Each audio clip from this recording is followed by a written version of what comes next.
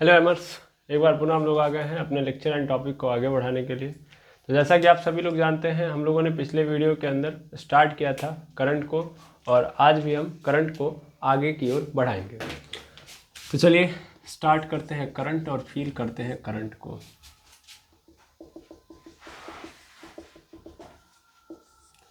नाम है इसका विद्युत धारा।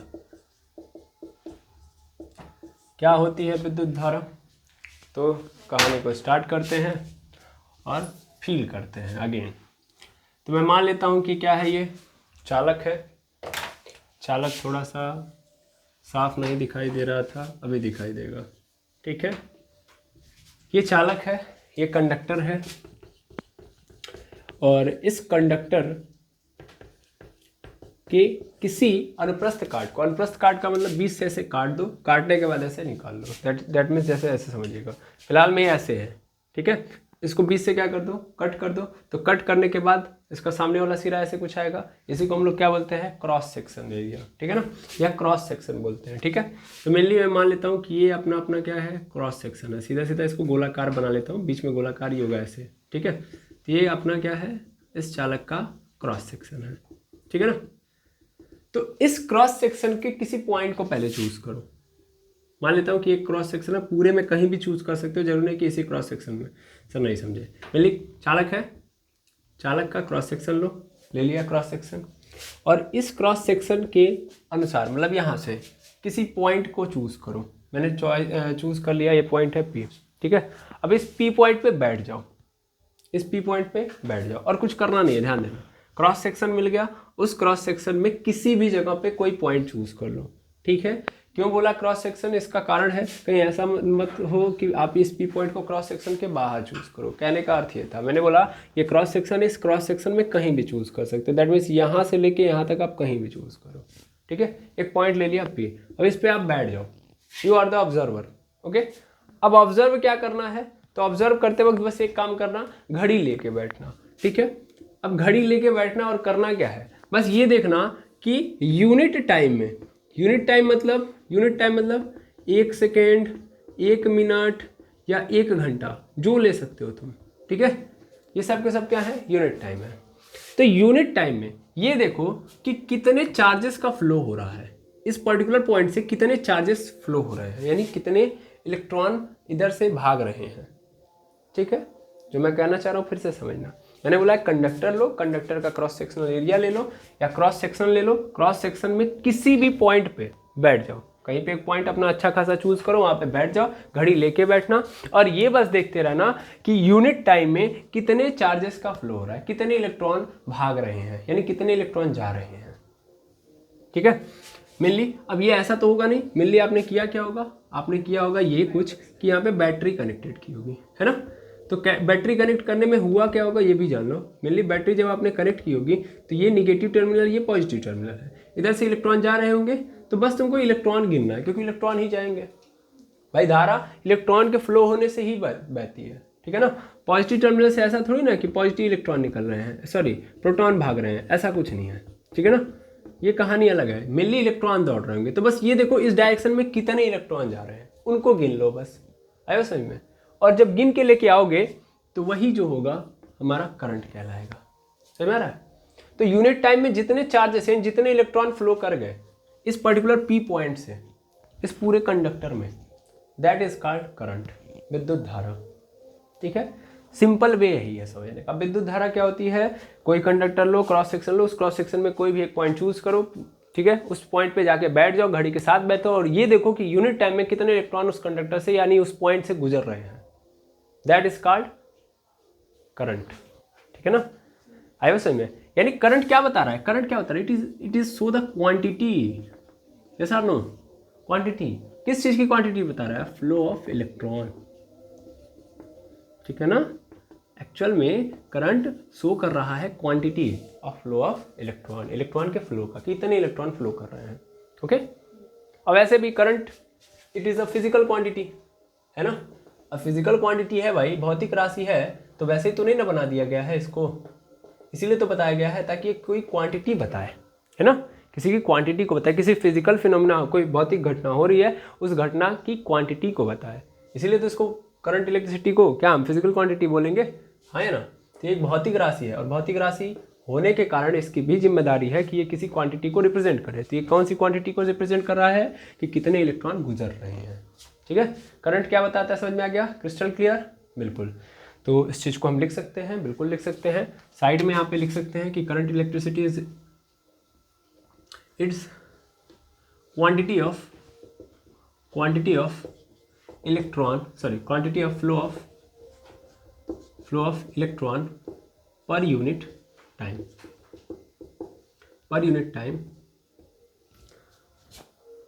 of a point in cross section of conductor। ठीक है, लिख कंडक्टर का कोई एक पॉइंट है एक क्रॉस सेक्शन के अंदर, यानी कंडक्टर के क्रॉस सेक्शन में एक पॉइंट है, उस पॉइंट पे जितने क्या हो रहे हैं, इलेक्ट्रॉन गुजर रहे हैं। ठीक है, यूनिट टाइम में उन्हीं को हम लोग क्या बोलते हैं, करंट बोलते हैं। ठीक है ना। तो मैं इसको हिंदी में भी लिख सकता हूँ, किसी चालक के अनुप्रस्थ काट के किसी एकांक बिंदु से एकांक समय में गुजरने वाले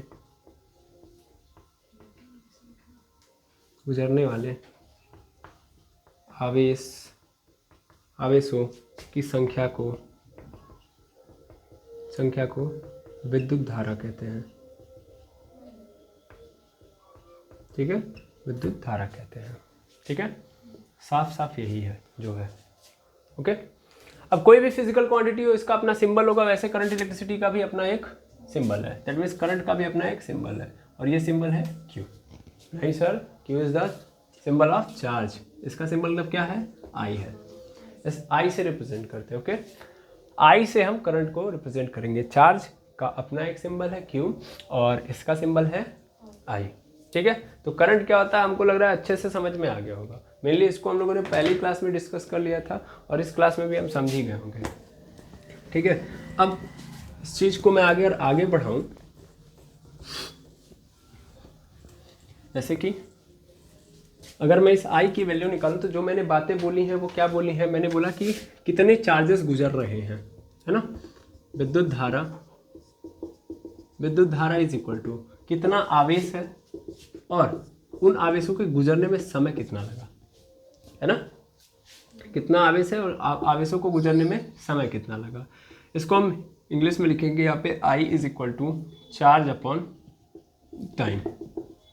याद रखेंगे टाइम क्या होना चाहिए, यूनिट होना चाहिए। ठीक है ना, एकांक समय।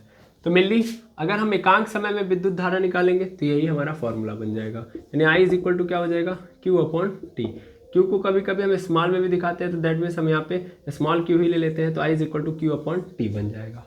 ठीक है, ये क्या है, यूनिट टाइम में फ्लो ऑफ इलेक्ट्रॉन। ठीक है, लेकिन सपोज करिए हम यूनिट टाइम में, तो मान लीजिए, ठीक है, मान लिया, समझ लिया कि इतना यूनिट टाइम है, तो यूनिट टाइम में बार बार हम नहीं निकाल सकते क्योंकि बहुत अलग कहानी है। अलग कहानी मतलब आप ध्यान से समझिएगा। यूनिट टाइम में मान लीजिए, ठीक है, चलो यार यूनिट टाइम में भी निकाल लेंगे। मेनली अगर हमसे कोई बोल दे कि इतने से इतने समय के बीच में भी निकालो, समझ आ रहा है, ये तो यूनिट टाइम का है ना, एकांक समय के लिए है कि एक सेकेंड, 1 मिनट, 1 घंटा। ठीक है, लेकिन हमसे कोई बोल दे कि इतने से इतने समय के बीच में निकालो, ठीक है, तब उस कंडीशन में हमको क्या निकालना पड़ेगा, इसका एवरेज निकालना पड़ेगा। क्या निकालना पड़ेगा, एवरेज। आएगा समझ में, एवरेज निकालना पड़ेगा। और एवरेज का मतलब delta Q upon delta T. ठीक है, delta Q upon delta T. अब मतलब क्या है इसका, तो मतलब है इसका Q2 minus Q1 upon T2 minus T1। अब इसका मतलब क्या सर, जैसे बोल दिया गया हमको कि हमको निकालना है 0 से लेके 3 सेकेंड के बीच में। ठीक है, 0 से लेके 3 सेकेंड के बीच में। तो मेनली 0 सेकेंड से लेके 3 सेकेंड में जब हम देखेंगे तो ये देख रहे होंगे ना कि 0 सेकेंड में कितनी धारा जा रही है, मतलब पर सेकेंड में कितनी जा रही है, मतलब यूनिट टाइम निकालेंगे, है ना। और यूनिट टाइम में हम निकाल के फिर क्या कर देंगे, माइनस करेंगे, यानी बाद में कितनी हो जा रही है और पहले में कितनी हो रही है, ऐसे समझ लो। 0 से 3 सेकेंड के बीच की बात कर दिया है, तो इसका मतलब हम ये देखेंगे 0 सेकेंड में कितनी धारा गई, है ना, कितनी धारा गई है 0 सेकंड पे, फिर देखेंगे 3 सेकंड पे कितनी धारा गई है ना। सॉरी, धारा मैं बार बार बोल रहा हूँ, सीधा सीधा मुझे बोलना चाहिए चार्ज, ठीक है ना। अब मैं यहाँ पे देखूंगा टोटल एवरेज, यहाँ पे अगर करंट देखना चाहूँ तो बाद वाले चार्ज में से पहले वाले चार्ज का और टाइम को मैं क्या कर दूंगा, घटा दूंगा, तो मुझे पता चलेगा एवरेज कितना करंट गया है अभी तक में, ठीक है। ये हो गया, ये एवरेज की कहानी। अभी हम क्वेश्चन के माध्यम से समझ लेंगे एवरेज का फील क्या होता है। अच्छा, इसके बाद अगर हम बात करें, सपोज करिए कि हमसे क्वेश्चन वाले ने ये बोल दिया कि नहीं नहीं अभी हमको नहीं एग्जैक्ट समय पे चाहिए। एग्जैक्ट समय मतलब what is the means of exact समय, कि हमसे बोला ना कि नहीं 10 बजे से 4 बजे तक विद्युत धारा गई है, मुझे पता है कि 10 बजे से 4 बजे तक आपके घरों में लाइट थी, करंट फ्लो हो रहा था, जानता हूं मैं, लेकिन मुझे ये बताओ 10:14 पे 10:14 पे और स्पेशली 10:14 हो गए, उसके बाद 5 सेकंड जब हुआ था तो 5वें सेकंड पे कितनी धारा जा रही थी। मेरी बात समझ पा रहे हैं। हमसे क्वेश्चन वाले ने क्या पूछा कि एग्जैक्ट पॉइंट ऑफ टाइम पे बताओ 10:14 के 5वें सेकंड में कितनी धारा जा रही है, एग्जैक्ट 5वें सेकंड में। तब उस कंडीशन में हम क्या निकालते हैं, आई इंस्टेंटेनियस, ठीक है ना। तब इस धारा को क्या बोलेंगे हम लोग, तात्क्षणिक धारा, ठीक है ना, इंस्टेंटेनियस करंट, ठीक है। इसको कैपिटल आई लेके चलिए, ठीक है। तो आई इंस्टेंटेनियस निकालने के लिए हमको क्या करना पड़ेगा, क्योंकि बहुत सारे चार्जेस जा रहे होंगे तो हम पर्टिकुलरली उस सेकंड पे जब देखेंगे तो बहुत छोटा चार्ज जा रहा होगा, है ना। पूरे के रिप्रेजेंट में चूंकि मैं 10 बजे से 4 बजे के अनुसार देखूँ तो बहुत सारी धाराएं गुजरी होंगी, सॉरी बहुत सारे चार्जेस गए होंगे। उस पॉइंट ऑफ टाइम पे देखूंगा तब उसके कंपेरिजन में, यानी पूरे 10 बजे से 4 बजे टोटल कितना हो गया 6 घंटा, 6 घंटे में जितनी चार्जेस गुजरे होंगे उसके मुकाबले उस पॉइंट ऑफ टाइम पे अगर मैं देखूंगा तो बहुत छोटा चार्ज गया होगा, हाँ या ना, क्योंकि यहाँ पे बहुत सारे होंगे और यहाँ पे बहुत छोटा है, तो इसलिए हम क्या बोलेंगे डी क्यू। और टाइम भी मैंने क्या लिया है 6 घंटे के रिस्पेक्ट में 1 सेकंड कितना होगा, बहुत छोटा होगा, तो इसलिए D Q upon D T. I बस में ये करूँगा मैं, आई बस में। तो ये तो यूनिट टाइम में फ्लो ऑफ करंट है, या इलेक्ट्रॉन है, और ये क्या है, इसको हम लोग बोलते हैं औसत धारा, औसत धारा, इंग्लिश में बोलते हैं इसको एवरेज करंट, एवरेज करंट। ऐसे इसको हम लोग क्या बोलेंगे, इंस्टेंटेनियस,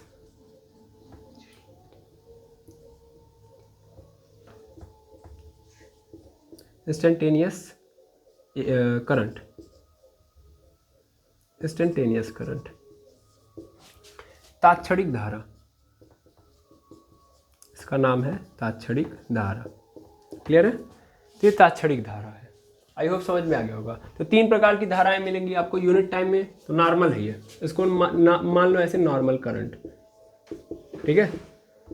तो नॉर्मली आपको करंट का जो फॉर्मूला लगाना होगा यही लगाना होगा, लेकिन स्पेशल केसेस में आपको एवरेज लगाना पड़ेगा। आपसे पूछ दे कि औसत धारा बताइए, और अगर पॉइंट ऑफ टाइम के रिस्पेक्ट में पूछ दे तो आपको इंस्टेंटेनियस करंट का यूज करना पड़ेगा, ठीक है।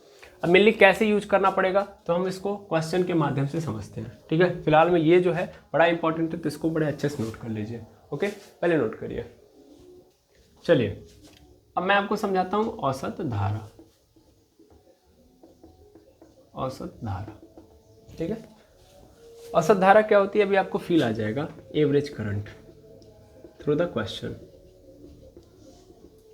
क्वेश्चन वाला ये कह रहा है कि हमारे पास चार्ज है, वो चार्ज कितना है, तो वो चार्ज है हमारे पास कुछ ऐसा, Q is equal to 2t square plus 1।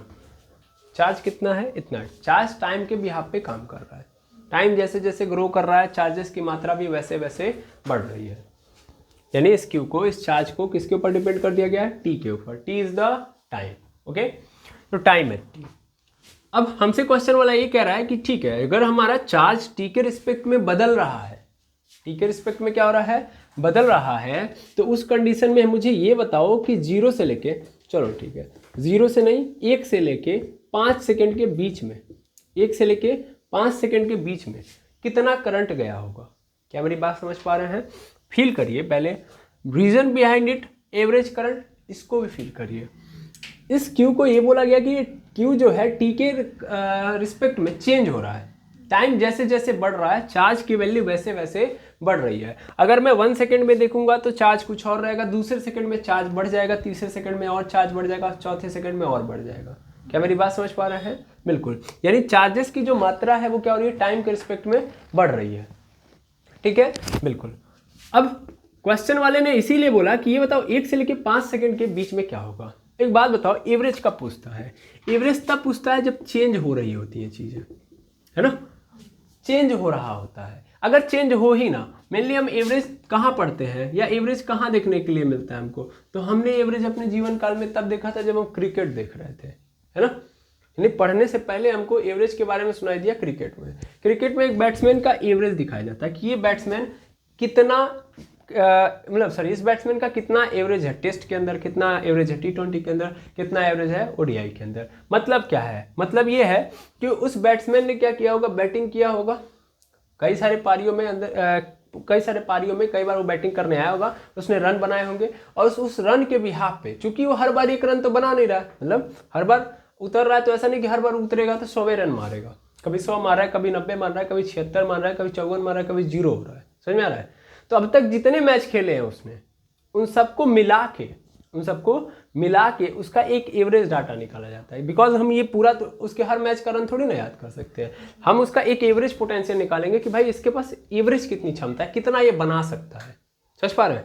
तो वो एवरेज होता है। और वो एवरेज निकालने की जरूरत क्यों पड़ी?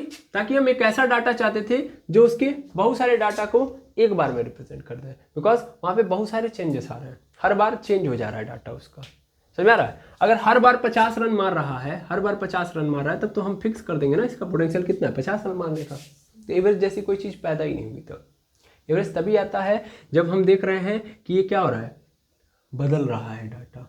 ठीक है, तो उसका मोटा एक डाटा निकालते हैं जिसको हम बोलते हैं एवरेज। ठीक है ना। तो आई बात समझ में? यही कारण है चूंकि हमारे पास देखिए ये जो चार्ज है टाइम के रिस्पेक्ट में काम कर रहा है। टाइम जैसे जैसे बड़ा होगा, देखिए यहाँ पे T है, T0 रखूंगा तो क्या मिलेगा, 1 मिलेगा। T1 रखूंगा तो क्या मिलेगा, 3 मिल जाएगा। समझ में आ रहा है? तो दैट मीन्स अगर मैं ध्यान से फील करूं इस चीज को, तो टाइम के रिस्पेक्ट में हमारा चार्ज बदल रहा है। इसीलिए इसने बोला कि 1 से 5 सेकेंड के अंदर कितना करंट होगा, बिकॉज हर बार बदल रहा है चार्ज, तो हर बार धारा की वैल्यू भी बढ़ रही होगी। बिकॉज आप जानते हो I इज इक्वल टू क्या होता है, Q/T। ये जब वेरी कर रहा है तो उस कंडीशन में हम कैसे फिक्सेशन करके बता सकते हैं कि हमारा I हमेशा ऐसा होगा? बता सकते हैं? बिल्कुल नहीं। इसके लिए हमको क्या करना पड़ेगा, मजबूरन एवरेज निकालना पड़ेगा। जैसे वहाँ की स्थिति थी कि हर बार पारियों में बैटिंग रन जो था हर बार चेंज हो जा रहा था, इसलिए हमको क्या निकालना पड़ा, एवरेज। जैसे ही यहाँ पे भी हम करंट नहीं निकाल सकते, बिकॉज यहाँ पे हमेशा मेरा जो चार्ज है वो क्या हो रहा है, बदल जा रहा है। समझ में आया? तो इसलिए हमको क्या निकालना पड़ेगा, एवरेज। आई होप समझ गए होंगे कि एवरेज क्यों निकालते हैं हम लोग। ठीक है, अब इस केस में अगर हमको क्या निकालना है, एवरेज निकालना है, तो सबसे पहले मुझे कहाँ से कहाँ तक के बीच का चाहिए, 1 सेकेंड से लेके 5 सेकेंड के बीच का चाहिए, है ना। इसी के बीच में चाहिए ना, कितना धारा गया है, ऐसा लो। तो सबसे पहले हम देखेंगे कि 1 सेकेंड में कितना, मतलब अगर 1 सेकेंड की बात की जाए तो 1 सेकेंड पे कितना धारा गया है ना। तो Q1 निकालेंगे, तो Q1 मतलब 2 × 1 का स्क्वायर प्लस 1 हो जाएगा। और यहाँ पे क्या हो जाएगा, Q1 इज इक्वल टू 2 + 1 हो जाएगा, क्योंकि 1 का स्क्वायर 1 ही होता है, और 2 × 1 = 2, 2 + 3, यानी Q1 इज इक्वल टू कितना आ गया, 3 कूलम आ गया, 3 कूलम आ गया। ठीक, अच्छा Q2 निकाल लो यहीं से। Q2 इज इक्वल टू कितना होगा, तो T की वैल्यू क्या डालनी पड़ेगी, 2, बिकॉज ये टाइम है। ये क्या है, ये टाइम है। मैं पहले यहाँ पे लिख देता हूँ, टाइम है ये टाइम है 1 से लेके 5 सेकंड तक। अब Q2 निकालूंगा मैं, तो दूसरा टाइम मेरा क्या हो, ये तो T1 हो गया, और ये क्या हो जाएगा, T2 है ना। और T2 के रिस्पेक्ट में हमारा Q2 चलेगा, तो मेरा T1 जो था वो तो 1 सेकंड था, लेकिन T2 यानी सेकंड टाइम जो है वो क्या है, 5 सेकंड है। तो T2 की जगह पे मैं क्या रख दूंगा, 5। तो 2 × 5 का स्क्वायर प्लस 1, यहाँ पे 2 × 5 का स्क्वायर 25 + 1, दैट मीन्स 25 2 जा कितना हो जाएगा, 25 2 जा 50 + 1, दैट मीन्स आ गया मेरे पास 51 कूलम आ गया। ये मेरा सेकेंड नंबर का चार्ज है, मतलब 1 सेकेंड में इतना गया, और 5वें सेकेंड में धारा चार्ज का जो वैल्यू हो गया वो कितना हो गया, इतना हो गया। अब मुझे एवरेज निकालना है, एवरेज निकालूंगा मैं, तो I average is equal to क्या होता है, ΔQ/ΔT, है ना। अब ΔQ/ΔT मतलब Q2 - Q1/T2 - T1। Q2 की वैल्यू कितनी है, 51, और T1 की वैल्यू कितनी है, 3 है, अपन पूरे नीचे। T2 की वैल्यू कितनी है, बाद में कितना हो जा रहा है टाइम, 5, पहले कितना था 1, है ना। और 51 में से 3 जाएगा, कितना बचेगा, 48 हो जाएगा, पूरे नीचे 4, यहाँ से काट दीजिए, कितनी बार में चला जाएगा, 4 × 1 = 4, 4 × 2 = 8, कितना आ गया, 12।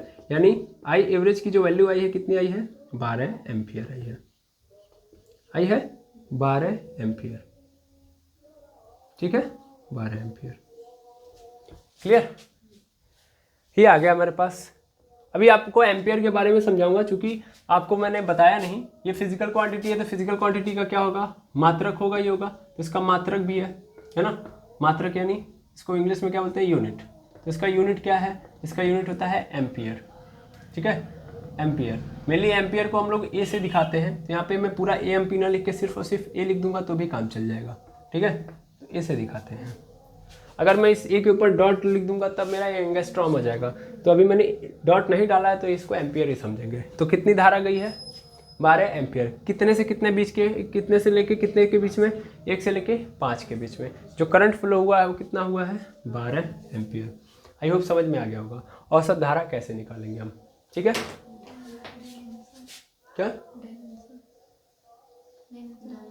अच्छा डायमेंशन, जस्ट इस क्वेश्चन के बाद चूंकि औसत धारा आ गया तो औसत धारा निकाल लेते हैं फिर हम लोग, इसीलिए मैंने इसको मिटाया नहीं है, अभी रखा हुआ है, ठीक है। इसके बाद डायमेंशन में बताऊंगा। इसके अलावा फिर मैं आपको ये भी बताऊंगा कि ये कौन सी, क्योंकि फिजिकल क्वांटिटी भी 2 टाइप की होती है, सदिश और अदिश। तो ये सदिश है कि अदिश, उसके बारे में पूरा डीप डिस्कशन किया जाएगा। रुक जाइए, अब आगे बढ़ते हैं। इसी क्वेश्चन से हम एक और काम कर लेते हैं। मेनली औसत धारा मिल गया हमको। अब यहीं से इंस्टेंटेनियस हमसे पूछ देता, मान लीजिए ये बोल रहा है कि ये जो चार्ज है वो बदल रहा है हर सेकंड, है ना, हर घड़ी बदल रही है रूप जिंदगी, वैसे चार्ज भी बदल रही है ना। अब चार्ज बदल रहा है तो ये बताइए इंस्टेंटेनियस टाइम पे कितना चार्ज होगा। इंस्टेंटेनियस टाइम पे हर समय बदल रहा है, हर समय एक बैट्समैन इतना इतना रन मार रहा है, तो ये बताइए चौथे मैच में कितना रन मारा था एग्जैक्ट। समझ में आ रहा है नहीं आ रहा है, एवरेज मोटी मोटा बता रहा है और इंस्टेंटेनियस एग्जैक्ट बात करता है। एवरेज ने बोला कि इतने मैचों में इसका अगर हम मोटी मोटा देखा जाए तो इतना रन मारा है, लेकिन इंस्टेंटेनियस पूछता है कि नहीं हमको बताइए ना, जब ये 7वां मैच अपना खेला था तो 7वें मैच में इसने कितना रन मारा था, तो एग्जैक्ट मैच का रन पूछ रहा है ये। क्लियर है। तो अब हमको क्या निकालना पड़ेगा, इंस्टेंटेनियस करंट, ठीक है। थोड़ा सा कम जगह दे रहे हैं हम मानते हैं, बट करें भी क्या, रिक्वायरमेंट ही यही है, इंस्टेंटेनियस करंट यानी तात्क्षणिक धारा। तात्क्षणिक धारा, अब तात्क्षणिक धारा क्या होती है ये तो समझ में आ गया होगा कि एग्जैक्ट पूछ रहा है। अब कैसे निकालेंगे, हमसे क्या पूछा है कि हमसे ये पूछा है कि भाई आपको किस पे बताना है, एग्जैक्ट पॉइंट ऑफ टाइम पे बताना। और एग्जैक्ट पॉइंट ऑफ टाइम क्या है, जैसे बोल दिया कि t बराबर 3 पे बताइए, t बराबर 3 सेकेंड पे बताइए, t बराबर 3 सेकेंड पे बताइए, ठीक है। तो हमें पता है कि ओवरऑल जो करंट फ्लो हो रहा है, मतलब चार्जेस का जो फ्लो है वो ये है ना। सबसे पहले हमको क्या करना है, अगर हमसे पूछा इंस्टेंटेनियस करंट, ठीक है, तो इंस्टेंटेनियस करंट का फॉर्मूला हम लोगों ने क्या देखा है कि आई इंस्टेंटेनियस इज इक्वल टू होता है D Q upon D T. अगर मैं क्यू को स्मॉल में ले रहा हूँ तो यहाँ पे स्मॉल क्यू होगा, इसमें कंफ्यूज मत होइएगा, बिकॉज देखिए थोड़ा सा यहाँ पे मैं आपको समझाना चाहूँगा, कहीं पे स्मॉल क्यू कहीं पे कुछ आता है, तो इसका कारण मैं बता दूँ। देखिए ऐसा माना जाता है कि जब मैं कैपिटल क्यू ले रहा हूँ, फिजिक्स के अंदर आप लोगों ने देखा होगा अभी कुछ ही समय पहले, अगर आप इलेक्ट्रोस्टैटिक पोटेंशियल देखेंगे तो आप समझेंगे कि क्यू मतलब बहुत बड़ा चार्ज है ना, और स्मॉल क्यू मतलब इससे छोटा चार्ज बट रिकॉग्नाइज किया जा सकता है, और डी क्यू मतलब बहुत छोटा चार्ज, ठीक है। अब देखिएगा फिलॉसफी क्या बनती है कि अगर ये छोटे छोटे यानी डी क्यू मिलेंगे तो क्यू बनाएंगे, और क्यू मिलेंगे तो कैपिटल क्यू बनाएंगे। समझ में आ रहा है। तो यहाँ पे जो मैं क्यू लिख रहा हूँ कैपिटल क्यू, तो इसका मतलब भी चार्ज है, स्मॉल क्यू का भी मतलब चार्ज है, और डी क्यू का मतलब भी चार्ज है, लेकिन मतलब समझिएगा बहुत छोटा, सबसे छोटा चार्ज है, ऐसे मान लो डी क्यू है। और अगर डी क्यू मिलेंगे, छोटे छोटे चार्जेस मिलेंगे तो एक चार्ज का निर्माण होगा, उसको क्यू बोलेंगे, और ऐसे बड़े बड़े चार्जेस मिलेंगे तो बहुत बड़ा चार्ज बनेगा, उसको हम लोग क्या बोलेंगे, क्यू। क्लियर है। इसीलिए चूंकि जब करंट फ्लो होता है तो 1-2 इलेक्ट्रॉन थोड़ी ना फ्लो होते हैं, इसीलिए हम लोग कौन सा ले रहे हैं, हम लोग बड़ा क्यू ले रहे हैं। आइए समझ में, ताकि हम ये दिखा पाए कि यहाँ पे बहुत ज़्यादा मात्रा में चार्जेस का फ्लो होता है ना। आप खुद जानते हो, आपको मैंने पहले ही बताया था, देखिए फील लेना बहुत जरूरी है, अदरवाइज आप कंफ्यूज बहुत हो गए, क्यों यहाँ पे कैपिटल क्यू है, क्यों स्मॉल क्यू नहीं है। ये सब चीज़ें बहुत छोटी छोटी हैं लेकिन बारीक है। मेनली समझिए, मैंने यहाँ पे अभी जस्ट देखा कि यहाँ पे कितना आया है 51 कूलाम, और यहाँ पे क्या है 3 कूलाम। मैंने आपको पहले ही बताया है कि 1 कूलाम के अंदर कितने इलेक्ट्रॉन होते हैं, अगर आपको याद हो तो, याद है 1 कूलाम के अंदर कितने इलेक्ट्रॉन आते हैं, यानी कितने इलेक्ट्रॉन अगर हम किसी बॉडी को दे देते हैं तो उसके ऊपर मैं मान लूंगा कि 1 कूलाम का क्या आ चुका है, चार्ज आ चुका है। सिंपल, एक बॉडी है, उस बॉडी के ऊपर मैं कितने इलेक्ट्रॉन डाल दूं एक्स्ट्रा, जिससे मैं बोल सकता हूँ कि इसके ऊपर 1 कूलम का चार्ज आ गया है। क्या याद है आपको? बताइए। 10 पे पावर 18। सही है, सही डाटा आपने बोला। 6.25 इंटू 10 पे पावर 18 इलेक्ट्रॉन यदि क्या हो जाए, अगर किसी सरफेस के ऊपर आ जाए या उससे निकाल दिया जाए, तो मैं बोलूंगा कि इसके ऊपर कितना चार्ज आ गया है, 1 कूलम चार्ज आ गया है। ठीक है, यहाँ पे 3 कूलम चार्ज है, दैट मीन्स इसका 3 गुना है। और आप थोड़ा सा नंबर देखिए, 10 पे पावर 18 है, थोड़ा सा और अच्छे से देखिएगा, यहाँ पे माइनस नहीं, यहाँ पे प्लस है। इसका मतलब बहुत बड़ा नंबर है ये, है ना, यानी बहुत ज़्यादा इलेक्ट्रॉन है। समझ में आ रहा है? और वो बहुत ज़्यादा इलेक्ट्रॉन मिलकर 1 कूलम का चार्ज लेके आ रहा है। तो क्या है, यहाँ पे चार्ज बड़ा है ना, यहाँ पे इलेक्ट्रॉन क्या है, इलेक्ट्रॉन के नंबर बहुत बड़े हैं, इसीलिए मैं इसको कैपिटल क्यू में दिखा रहा हूँ, क्योंकि चार्जेस बहुत ज़्यादा हैं। क्लियर है? ठीक। अब मुझे आई इंस्टेंटेनियस निकालने के लिए ये क्या करना पड़ा भाई, ये तो मुझे डिफरेंशिएट करना पड़ा। तो why we are differentiate to it. Differentiate क्यों करते हैं? तो डिफरेंशिएट हम इसीलिए करते हैं बिकॉज ये चेंज हो रहा है ना, लेकिन एक पर्टिकुलर टाइम पे कितना चेंज हो रहा है इसको हम इंस्टेंटेनियस से ही दिखा सकते हैं, बिकॉज डिफरेंशिएशन बना ही इसीलिए है। डिफरेंशिएशन यहाँ पे जो आप कर रहे हो, ये क्रियाकलाप को हम लोग बोलते हैं अवकलन, और अवकलन की जिम्मेदारी ही यही है पूरे मैथ के अंदर या पूरे फिजिक्स के अंदर, कि अवकलन जब आएगा तो वो ये दिखा रहा होगा कि इस टी के रिस्पेक्ट में इसमें कितना चेंज आ रहा है। ठीक है, और ध्यान दीजिएगा, डिफरेंशिएट करने का मतलब पॉइंट ऑफ टाइम पे कितना चेंज आ रहा है। समझ में आ रहा है? ये जो है ओवरऑल चेंज दिखाया जा रहा है, कितना हो रहा है ऊपर ऊपर से। समझ में आ रहा है? लेकिन जब मैं एग्जैक्ट पॉइंट ऑफ टाइम पे देखूंगा कि टी के अंदर कितना चेंज आ रहा है, तो ये क्या करता है, ये अवकलन ही बता पाएगा। ठीक है ना, अवकलन करता ही यही है कि इस टी के रिस्पेक्ट में इस क्यू में कितना चेंज आ रहा है, एग्जैक्ट वाला वो बताओ। या सीधा सीधा बोला जाए तो ऐसे समझो, अवकलन बहुत ही स्मॉल चेंज को दिखाता है, वेरी स्मॉल चेंज को रिकॉग्नाइज करा रहा होता है, वेरी स्मॉल चेंज। ठीक है, और जब इंस्टेंटेनियस आएगा तो बात भी बहुत वेरी स्मॉल होगी, बात भी बहुत वेरी स्मॉल होगी, ध्यान देंगे, वेरी स्मॉल बात। ठीक है, तो जब वेरी स्मॉल बात, तो उस कंडीशन में किसको लेके आना पड़ेगा, अवकलन। फिजिक्स के अंदर जहां भी बहुत छोटी बातें होंगी अवकलन आएगा। अवकलन का काम ही यही है कि पूरे ग्राफ को छोटे छोटे सेगमेंट में तोड़ देना, बहुत छोटी बात को लेके आना। ठीक है, तो मैं यहाँ पे क्या करूँगा, क्यू की वैल्यू रखूँगा, क्योंकि क्यू की वैल्यू पता है मुझे, तो डी अपॉन डी टी, और यहाँ पे हो जाएगा 2t² + 1। और मुझे पूरी उम्मीद है कि आपको डिफरेंशिएशन आता होगा।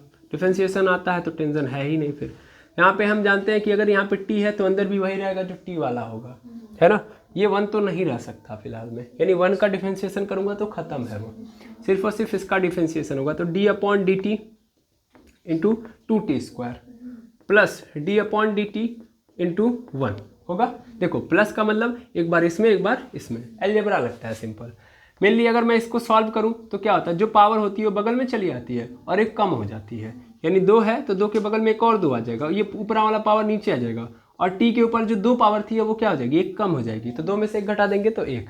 और चूंकि यहाँ पे टी है लेकिन यहाँ पे टी नहीं है, इसलिए खत्म ही है। तो क्या मुझे मिल गया, 2 दूना 4t, ठीक है ना, टी बचा। और ये मुझे मिल गया आई इंस्टेंटेनियस। ये आई इंस्टेंटेनियस है, लेकिन हमें सर 3 सेकंड पे देखना है, एग्जैक्ट 3 सेकंड पे, टेंशन काहे ले रहे हैं, अब हम पहुंच चुके हैं वहां तक। तो I instantaneous is equal to 4t। इसने क्या किया, इस पूरे चेंज को अगर मैं यहाँ पे ग्राफ प्लॉट करता, अगर मैं यहाँ पे ग्राफ प्लॉट करता, ऐसे समझिएगा, ऐसे ग्राफ प्लॉट करता तो मेनली मेरा जो ग्राफ बनता 2t² + 1 है, तो मेनली सपोज कर लेना ऐसे मेरा ग्राफ एक बन जाता। यहाँ पे क्या होता है, q होता, यहाँ पे क्या होता है, t होता। और ये एक्चुअल में ये दिखा रहा होता है कि किस तरीके से चार्जेस बढ़ रहे हैं, टाइम के रिस्पेक्ट में बढ़ रहे हैं, है ना। घटने वाला तो ऑप्शन नहीं है, ऐसा नहीं टाइम घटता है, समय कभी भी पीछे नहीं जाता है, हमेशा आगे बढ़ता है, दैट मीन्स टाइम हमेशा बढ़ रहा होगा, तो इसलिए चार्जेस भी क्या हो रहे होंगे, बढ़ रहे होंगे, घटने वाला कोई ऑप्शन नहीं है। तो इसीलिए ग्राफ में केवल यहाँ से ऐसे चला गया है, ठीक है ना। और ग्राफ एक्चुअल में 0 से भी नहीं स्टार्ट होगा, ये भी एक अच्छी बात है। ग्राफ कहाँ से स्टार्ट होगा, मेनली 1 से स्टार्ट होगा, ठीक है ना, यहाँ से। तो यहाँ से भी मत करिए। अब मेनली ये दिखाया गया कि ओवरऑल जो चल रहा है कहानी ये है। जब आपने डिफरेंशिएशन लगाया तो डिफरेंशिएशन में आपने क्या किया, आपने इस पूरे ग्राफ को ना बहुत छोटे छोटे पॉइंट्स में तोड़ दिए, समझ आ रहा है, बहुत छोटे छोटे पॉइंट्स में तोड़ दिए। ये आप देख पा रहे हैं, ये आपने जो किया है इसको जब यहाँ पे रखा, रखने के बाद 2t² + 1 को तोड़ा तो किस में आ गया 40। इसका मतलब ये है कि ये बता रहा है कि जो 2t² + 1 है, यानी ये जो चेंज आ रहा है, टी में हम वैल्यू डाल रहे हैं तो इतना चेंज आ रहा है, ये एक्चुअल में 40 चेंज आ रहा है। मतलब हर बार टाइम बढ़ाने पे 40 चेंज आ रहा है, समझ में आ रहा है। यानी इसके बाद ये जो आया है इसका मतलब कितना चेंज आया है इसमें 40, समझ में आ रहा है। फिर ऐसे ये भी एक पॉइंट है, ये भी एक पॉइंट है, तो इस पॉइंट से इस पॉइंट में जो चेंज आया वो कितना है 40, यानी पूरे ग्राफ को 40 पार्ट्स में तोड़ दिया गया। क्लियर है। अब आ गया मेरे पास, अब मुझे एग्जैक्ट पॉइंट पे चाहिए, मिल जाएगा मुझे। तो अब t की वैल्यू क्या पुट कर दूंगा मैं 3, मिल जाएगा मुझे। तो आई इंस्टेंटेनियस कितना होगा, I instantaneous is equal to 4 × 3, 4 3 जा 12 एम्पियर। इसका कहने का मतलब यह है कि भैया तीसरे सेकंड पे, एग्जैक्ट तीसरे सेकंड पे जो कंडक्टर के अंदर करंट फ्लो रहा था वो कितना था 12 एम्पियर था। ठीक है। अब कई लोग के मन में चल रहा होगा सर एवरेज भी 12 सेकंड आया, ये एवरेज है, मोटी मोटा निकाला है, समझ में आ रहा है। हो सकता था कहीं पे ज़्यादा रहा होगा, हो सकता है कहीं पे कम रहा होगा, इसने ओवरऑल निकाला है। हो सकता है क्रिकेटर 100 रन मार के, हो सकता है 0 रन मारा हो, समझ में आ रहा है। क्लियर है। तो एवरेज निकालेंगे तो कितना आएगा 50 ना आएगा कि 100 रन आएगा। 0 और 100 का एवरेज बताइए कितना आएगा 50 ही आएगा। तो ये क्या है एवरेज बता रहा है, जबकि ये एग्जैक्ट बता रहा है। आई होप आपको फील आ गया होगा कि कैसे चीज़ों को आगे बढ़ाना है, ठीक है ना। एवरेज क्या होता है और इंस्टेंटेनियस क्या होता है, एवरेज करंट और इंस्टेंटेनियस करंट आपने अच्छे से समझ लिया, ठीक है। फिर से इस स्लाइड को मैं मिटाऊंगा, फिर नेक्स्ट स्लाइड पे चलते हैं, पहले इसको नोट डाउन करिए। चलिए, तो अभी आपने देखा कि Q इज इक्वल टू क्या लिखा था 2t² + 1 लिखा था। इसने पूरा ओवरऑल दिया था, ओवरऑल परफॉर्मेंस दिया था पूरे करंट का, पूरे कंडक्टर का। मैं सपोज करिए इसको हटा के, ये तो एवरेज वाला पोर्शन था, मतलब डायरेक्ट आपको पहले एवरेज मिल जाना था, यहाँ से एवरेज निकालना बड़ा आसान था, खटाक खटाक रखेंगे मिल जाएगा। लेकिन सपोज करिए कि ये जो डाटा है ये जो पूरा पूरा है, ये पूरा पूरा ना देके, मतलब ऐसे ना देके, कैसे ना देके सर, ऐसे ना देके कि ऐसे था ना इसका पूरा पूरा ग्राफ, ये पूरा पूरा बता रहा था, ऐसे ना देके सिर्फ एक पर्टिकुलर टाइम या सीधा सीधा केवल और केवल एक चेंज बस दिया हो, बस। नहीं समझे सर, कोई बात नहीं। हमने बोला था डिफरेंशिएशन करोगे तो ये क्या करेगा, छोटे छोटे पोर्शन में ग्राफ को तोड़ देगा। मैं थोड़ा सा ऐसे कर दे रहा हूँ दिखाने के लिए। इस पूरे ग्राफ को क्या कर दिया गया, छोटे छोटे पॉइंट ऑफ टाइम में तोड़ दिया गया, ठीक है।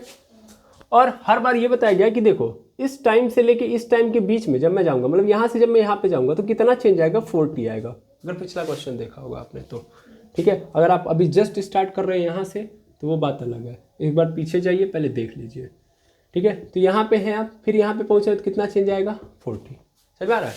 दैट मीन्स ये पर्टिकुलर आपने क्या किया है, ये चेंज बताया है कि जब मैं आगे बढ़ रहा हूँ तो कितने कितने का चेंज आ रहा है। डिफरेंशिएशन ने क्या किया था, पूरे ग्राफ को तोड़ के ये बताया था कितना छोटा छोटा चेंज आ रहा है। बिकॉज कैलकुलस, देखिए डिफरेंशिएशन किससे बिलोंग करता है, कैलकुलस से, और कैलकुलस का मानना है कि इस दुनिया के अंदर कोई भी जो चेंज आ रहा है उसका कारण है स्मॉल चेंज, छोटे छोटे चेंजेस से ही बड़ा चेंज आता है, ठीक है ना। और दुनिया ऐसे ही काम करती है कि छोटे छोटे चेंजेस से बड़े चेंज को पाती है, ठीक है।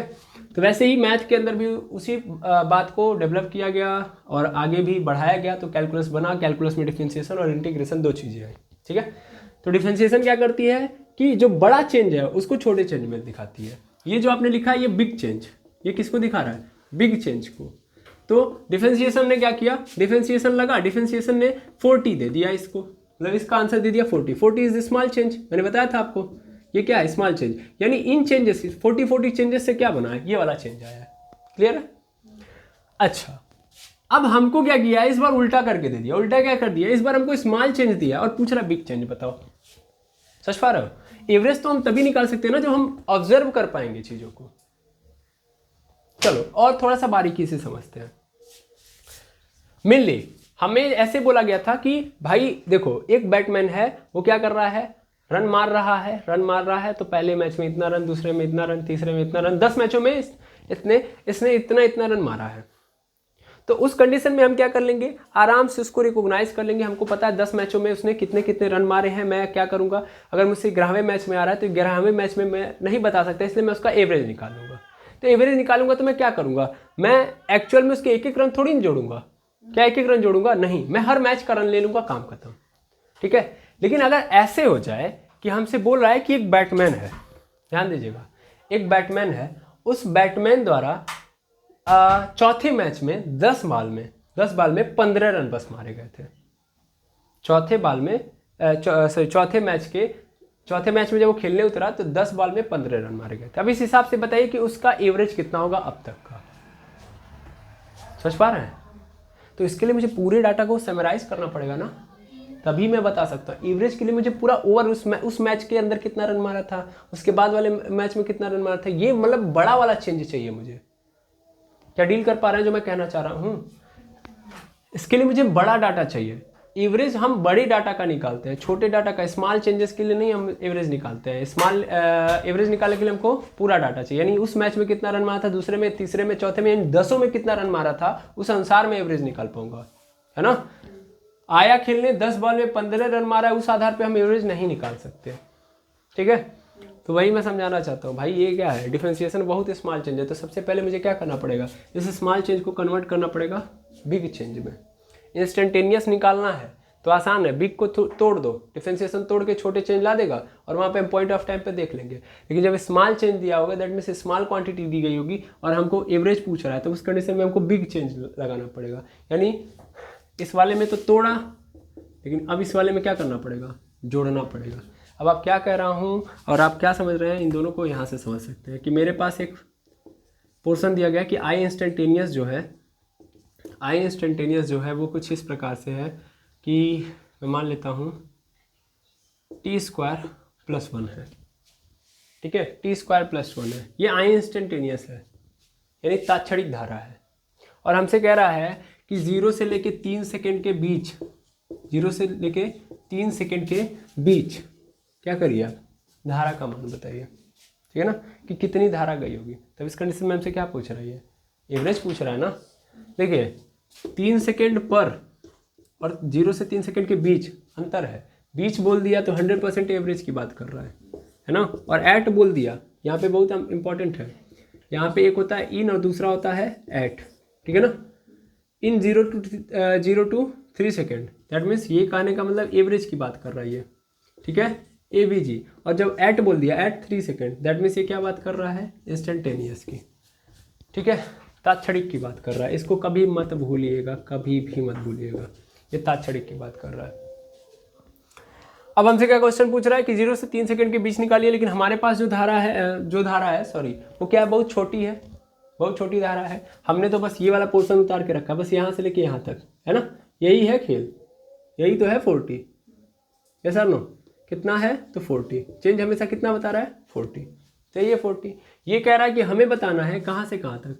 यहाँ पे 0, सपोज कर लीजिए यहाँ पे 0 है, तो इस 0 से लेके 3 सेकंड के बीच में कितना चेंज आया। तो इसका मतलब मुझे क्या करना पड़ेगा, ध्यान से देखिए, मुझे यहाँ से लेके यहाँ तक बताना है ना। तो इस कंडीशन में मुझे क्या करना पड़ेगा, इस पूरे छोटे छोटे को जोड़ते जाना पड़ेगा, हाँ या ना। इस पूरे छोटे छोटे को ऐसे जोड़ते जाना पड़ेगा, हाँ या ना।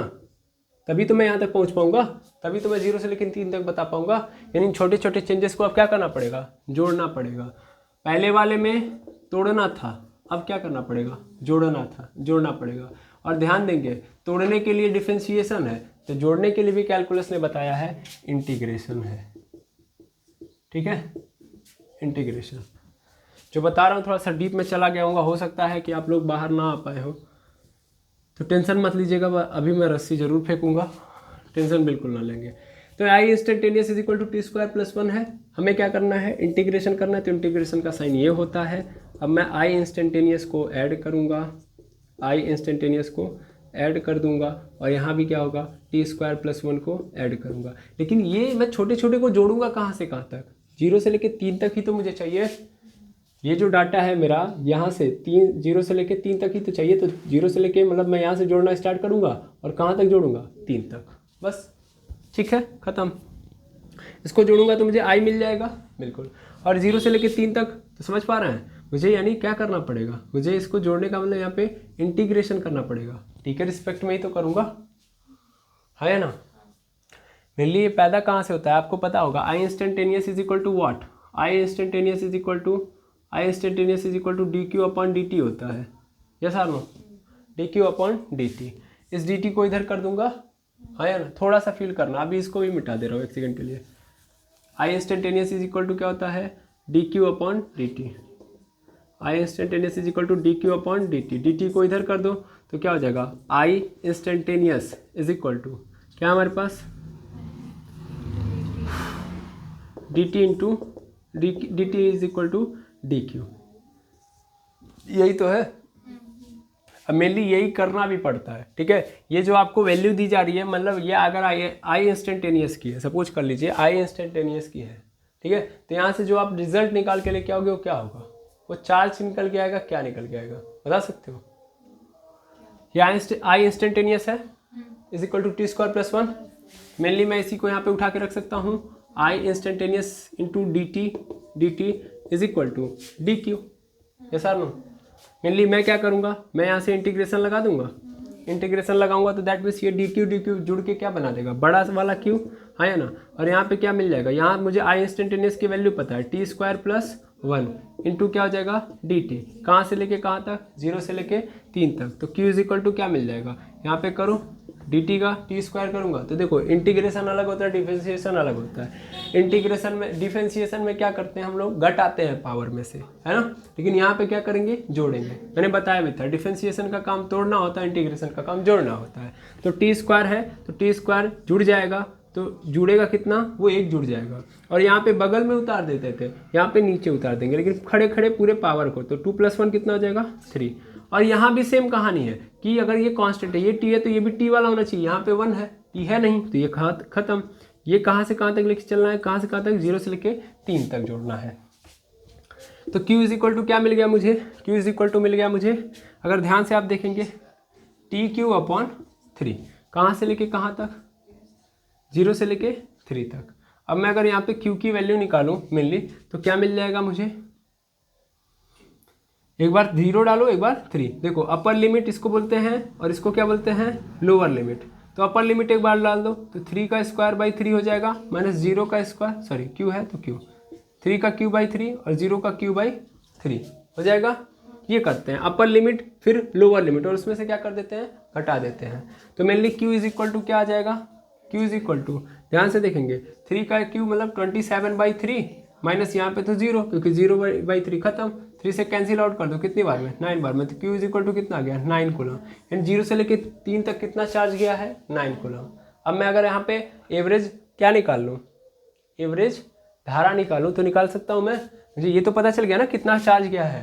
तो मेनली आई एवरेज यहाँ से निकालो, I average equal to Q upon T होता है। Q की वैल्यू कितनी है, मतलब delta Q upon delta T होता है। तो डेल्टा Q की वैल्यू मिल गई 9 कूलम। और टाइम कितना लगा है, कितना चेंज आया, 2 सेकंड का ना, 0 से लेके 3 में से सॉरी 3 सेकंड का, 3 से कैंसिल आउट कर देंगे कितना आ जाएगा, 3 एम्पियर आया ना, 3 एम्पियर आ गया। क्लियर है? तो कैसे इंस्टेंटेनियस से एवरेज निकालते हैं ये समझ में आ गया, और कैसे एवरेज से इंस्टेंटेनियस निकालते हैं ये भी आपको समझ में आ गया होगा। क्लियर है? तो इस तरीके से हम लोगों ने ये भी सीख लिया। ओके, अब कहानी को फिर और आगे बढ़ाते हैं, इसको नोट डाउन करिए। अब मेनली बात करते हैं मात्रक वगैरह की। मात्रक हो गया, बीमा हो गया, ठीक है, यानी unit and dimension, unit and dimension. चलिए देखिए, पहले हमको फॉर्मूला क्या पता है, I इज इक्वल टू क्या होता है, Q अपॉन टी। एकांक समय में कितना करंट फ्लो होता है ना। अब अगर मैं I का मात्रक निकालूं तो चार्ज का तो मुझे पता है कितना होता है, कूलम्ब होता है ना। चार्ज का SI मात्रक यानी SI यूनिट क्या होता है, कूलम्ब। टाइम का कितना होता है, सेकेंड होता है ना, सेकेंड यानी coulomb upon coulomb upon second, यही होता है। अब मैं इस पूरे को मिला के बोल दूंगा एम्पियर, क्या बोल दूंगा, एम्पियर, ठीक है।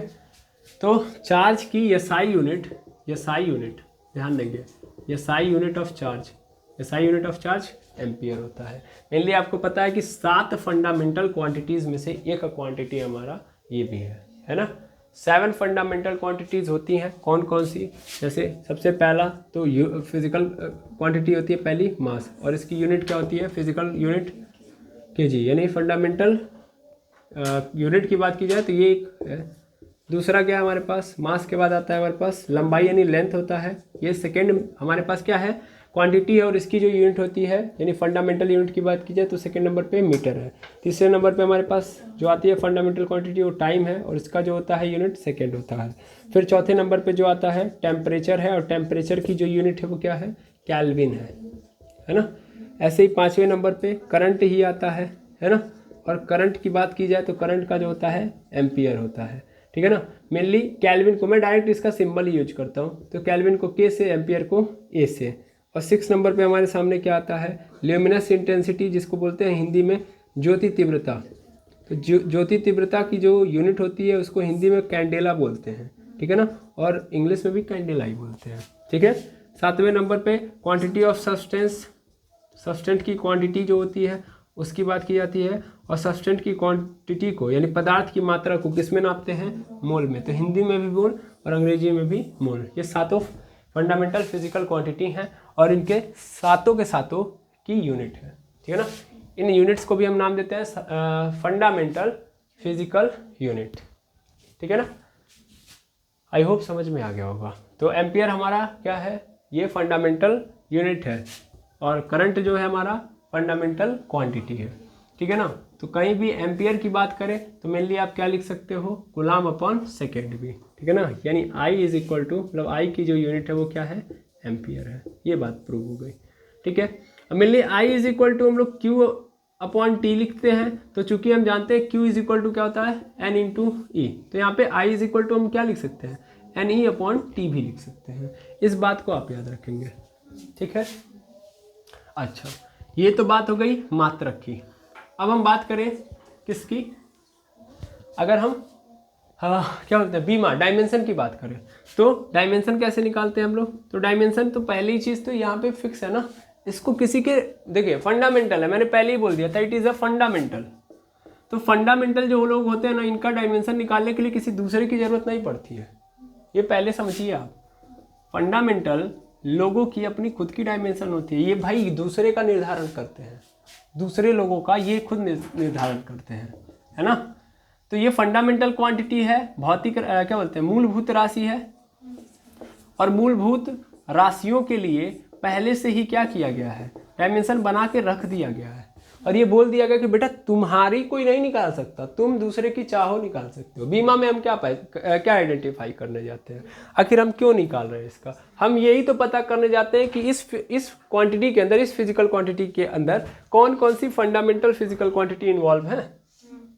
फंडामेंटल फिजिकल क्वांटिटी कहते किसको है, ऐसी क्वांटिटी जो किसी पे निर्भर नहीं करती, है ना। ये पहले से पैदा हो गई हैं, इनको हमने नहीं बनाया, ये पहले से पैदा हो गई हैं, ऐसे में। फिजिक्स के अंदर, फिजिक्स जब बन रहा है तब से ये है, समझ में आ रहा है। यानी फिजिक्स ने जब स्टार्ट किया उससे पहले से ये लोग हैं, तो इनको निर्धारित करना हम नहीं कर सकते।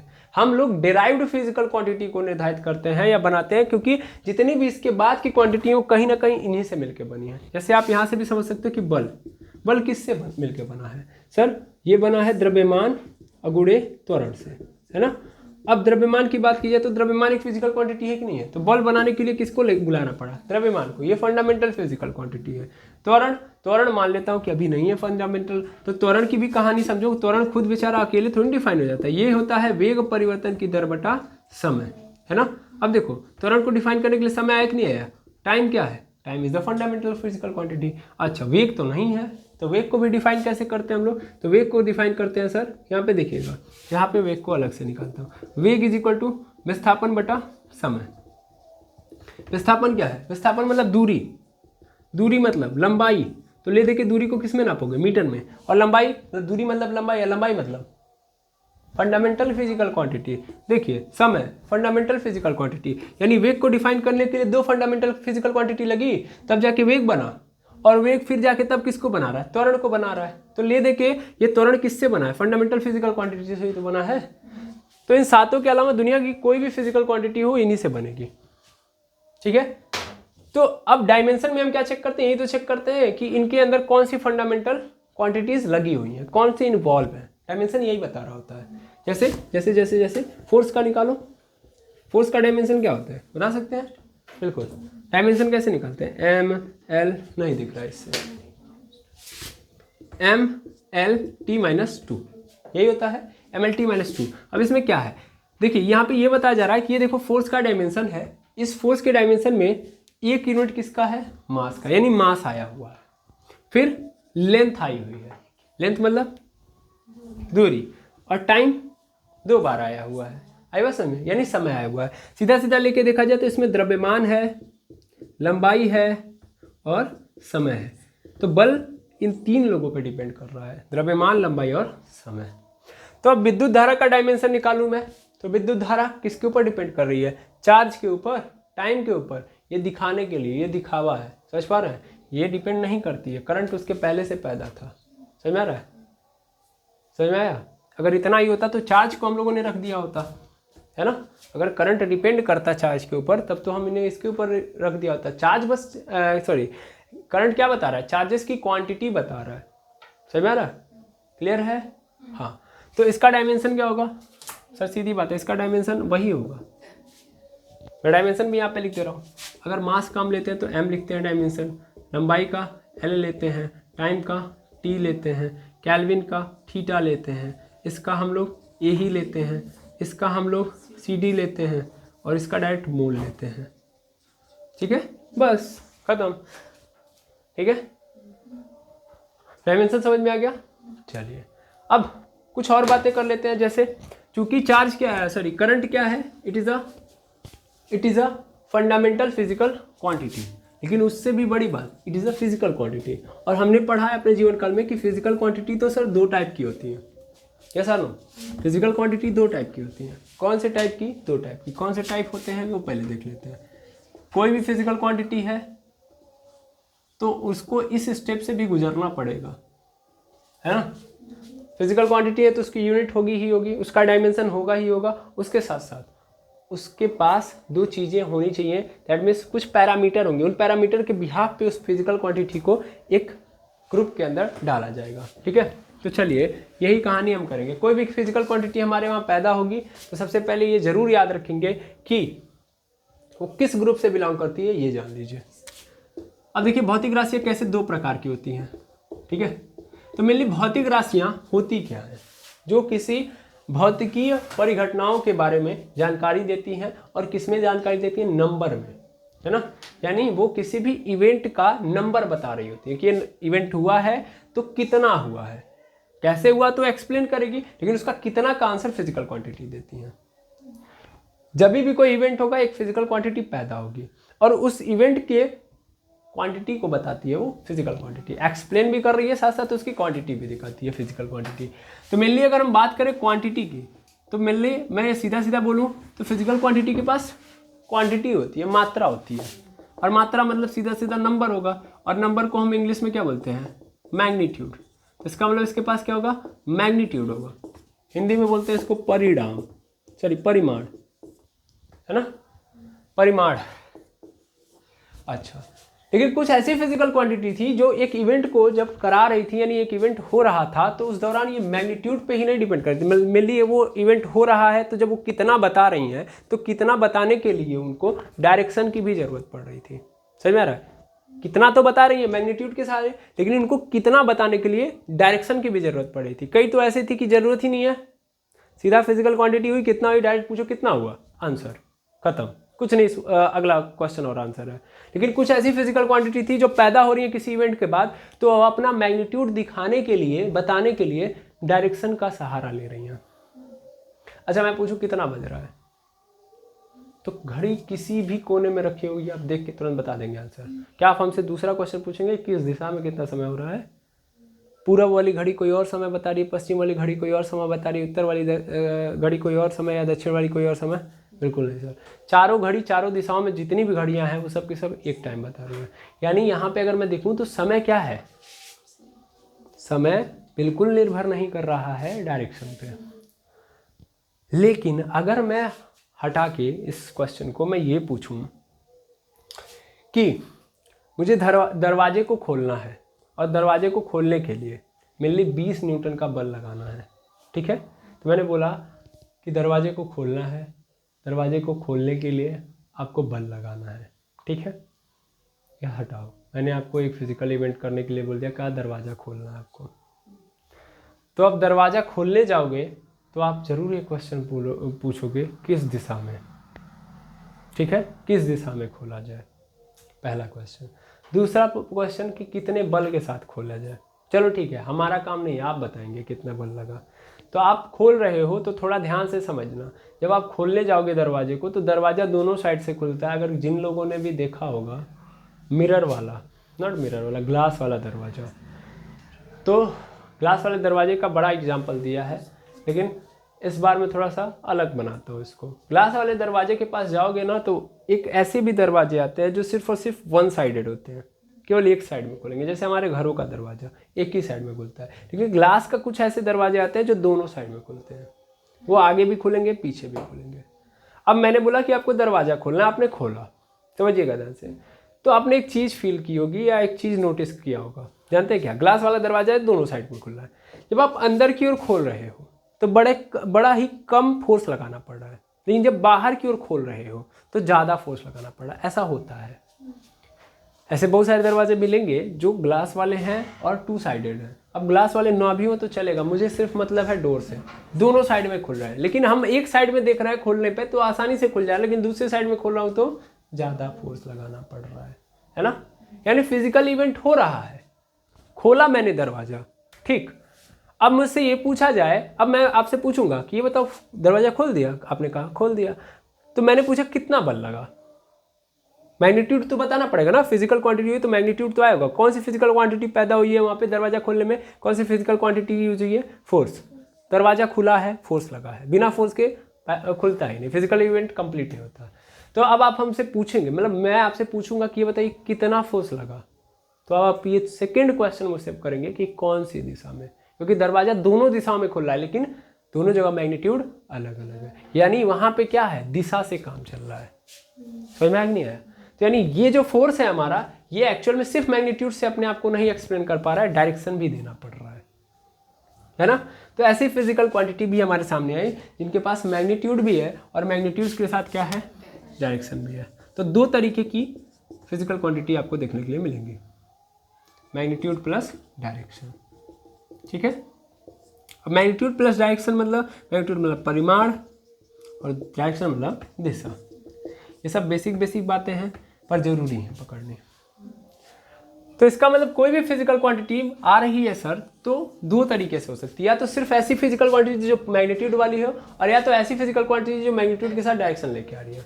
तो ऐसी फिजिकल क्वांटिटी जो सिर्फ और सिर्फ मैग्नीट्यूड वाली हो उनको हम बोलते हैं स्केलर। इनको फर्क नहीं पड़ता, इनको फर्क नहीं पड़ता कि डायरेक्शन क्या है, लेकिन कुछ ऐसी भी हैं जिनको फर्क पड़ता है, इसको हम बोलते हैं सदिश राशि, यानी वेक्टर क्वांटिटी। चाहे स्केलर को लिख दे भाई सदिश राशि, ठीक है ना, वेक्टर क्वांटिटी। क्लियर है, हाँ या ना। तो दो तरीके की राशियां हैं। अब हमने अभी जस्ट देखा कि चार्जेस का फ्लो हुआ, एक घटना घटी है, चार्जेस का फ्लो हुआ, एक पैदा हुई है फिजिकल क्वांटिटी जिसका नाम है करंट। वो इन दोनों में से कौन सी है ये भी तो जानना जरूरी है ना। तो देखते हैं, लेकिन देखने से पहले एक सेकंड के लिए मैं आपको समझाना चाहूंगा कि देखिए जो भी बातें सीखी हैं वो 100% श्योर नहीं है, मतलब 100% जानकारी नहीं दे रही है। हाँ, ये मैक्सिमम चांसेस के अंदर यही देखने के लिए मिलेगा, ये भी मैक्सिमम चांसेस के लिए देखने के लिए मिलेगा कि मैग्नीट्यूड और डायरेक्शन मिल गई तो उसको हम सदिश बोल देंगे, मैग्नीट्यूड की ओर मिला तो उसको स्केलर बोल देंगे, ठीक है। लेकिन कई ऐसे केसेस देखे गए कि जहां पे मैग्नीट्यूड है डायरेक्शन है, तो सिर्फ मैग्नीट्यूड और डायरेक्शन के बेसिस पे आप ये नहीं कह सकते कि वो वेक्टर है, इसके लिए एक और पैरामीटर देना पड़ेगा, है ना। अब वो पैरामीटर क्या है इसको समझिए। मतलब पहले तो फिजिकल क्वांटिटी का ये क्लासिफिकेशन कर दिया गया कि दो टाइप की होंगी, लेकिन इन दोनों टाइप को और जब डीप में देखा गया तो कुछ और नई बातें निकल के आई कि एक्चुअल में जो ये मैग्नीट्यूड और डायरेक्शन वाली है, यानी जिनको हम सदिश बोल रहे हैं, इनको अगर हम क्या कर रहे हैं, ऐड कर रहे हैं, तो इनका एडिशन का तरीका अलग है, एडिशन का तरीका अलग है। अब एडिशन का तरीका मतलब वाई आर वी एडिंग, क्यों ऐड कर रहे हैं भाई, कारण क्या है, क्यों कर रहे हैं? तो इसका कारण है ना भाई, एक बात बताओ, दरवाजा खोल रहा है एक छोटा सा बच्चा, बच्चे की जिद, हम दरवाजा खोलेंगे, बच्चे के पास उतना फोर्स भी नहीं है, गया खोलने नहीं खोल पा रहा है, तो एक दूसरा व्यक्ति भी फोर्स लगाएगा ना, तो वो अलग फोर्स है, ये अलग फोर्स है, फोर्स तो दोनों है, तो उन दोनों को जोड़ोगे कि नहीं जोड़ोगे? समझ में आ रहा है? तो वहाँ पे जोड़ना पड़ेगा ना। जब दो सेम फिजिकल क्वांटिटी एक साथ आ रही है, एक ही काम में आ रही हैं, तो उन सब को मिला के मैं देखूंगा टोटल कितना इसने काम किया, मतलब टोटल कितना ये लगी है फिजिकल क्वांटिटी। क्योंकि कितना जब मैं आंसर मैं बोलूँगा ऐसे, फिर से मैं बोलूँगा दरवाज़ा खुला, आप कहेंगे हाँ, मैं पूछूंगा कितना बल लगा, तो आप पूछेंगे किन का। भाई वहाँ पे किन का क्वेश्चन आ जाएगा ना, बच्चे का कि उस व्यक्ति का। मैं पूछूंगा कि ये बताओ, मुझे ये बताओ कि दरवाजा खोलने के लिए कितना बल लगेगा, मुझे उससे फर्क नहीं पड़ता बच्चे ने कितना लगाया और उसने कितना लगाया। तो मैं क्या करूंगा, मैं उसको जोड़ूंगा ना, जोड़ के ही तो बताऊंगा। क्लियर है कि नहीं है? तो मैं जोड़ूंगा, इसका मतलब जब मैं एडिशन करने जाऊंगा तो फिर मैंने वहां पे एनालिसिस किया, ऑब्जर्व किया कि जो स्केलर क्या बोलते हैं वेक्टर क्वांटिटी है, इनके एडिशन का तरीका क्या है, अलग है, और इनके एडिशन का तरीका अलग है। एडिशन का तरीका अलग, इनका सिंपल है, इनका सिंपल है। जैसे जोड़ घटाना गुणा भाग हमने किया अपने जीवन काल में, वैसे ही है। 4 मिल 2 और 2 4 होते हैं तो वही वाला है, 2 और 2 4, 3 और 5 8, वही तरीका है। लेकिन इनका ऐसा नहीं है ना। और ये कारण कहाँ पैदा हुआ, दिशा के कारण। कहाँ है दिशा के कारण? क्योंकि दिशाओं के अंदर एक समस्या ये क्रिएट होती है कि अगर हमने मान लिया कि ये पूरब है, मान लेते हैं ये ईस्ट है, तो हम जब इस ईस्ट से इधर जा रहे होते हैं तो हम ही बोल देते हैं कि ये ईस्ट का उल्टा है। ईस्ट का उल्टा यानी वेस्ट है ना। तो हमें क्या करना पड़ा, हमें जब इस मैग्नीट्यूड को दिखाना पड़ा, तो अगर मान लीजिए एक समय पे दो हमारे सामने फिजिकल क्वांटिटी, दो सेम फिजिकल क्वांटिटी काम कर रही हैं, एक ईस्ट में काम कर रही है और एक वेस्ट में काम कर रही है, तो हम जीवन भर ये थोड़ी ना करेंगे कि हमेशा डायरेक्शन लिखेंगे।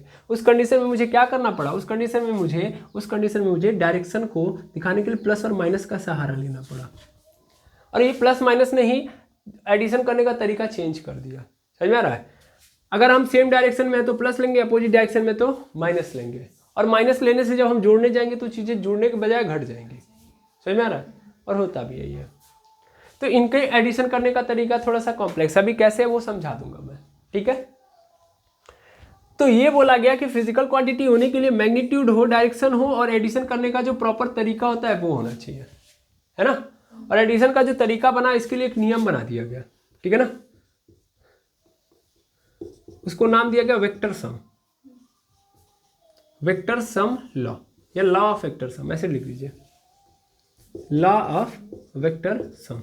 अब देखा गया यहाँ पे इतना कॉम्प्लेक्स बन रहा है ये सब, तो क्या किया गया, एक नियम बना दिया गया, लॉ ऑफ वेक्टर सम, सदिशों के वियोग का नियम।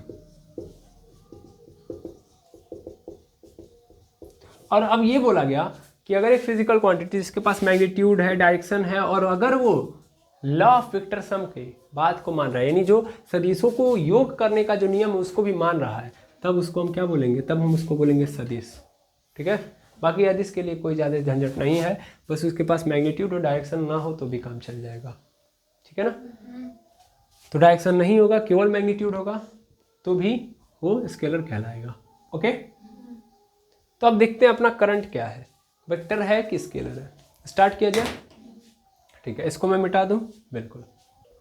चलिए, मेनली ध्यान से समझिएगा।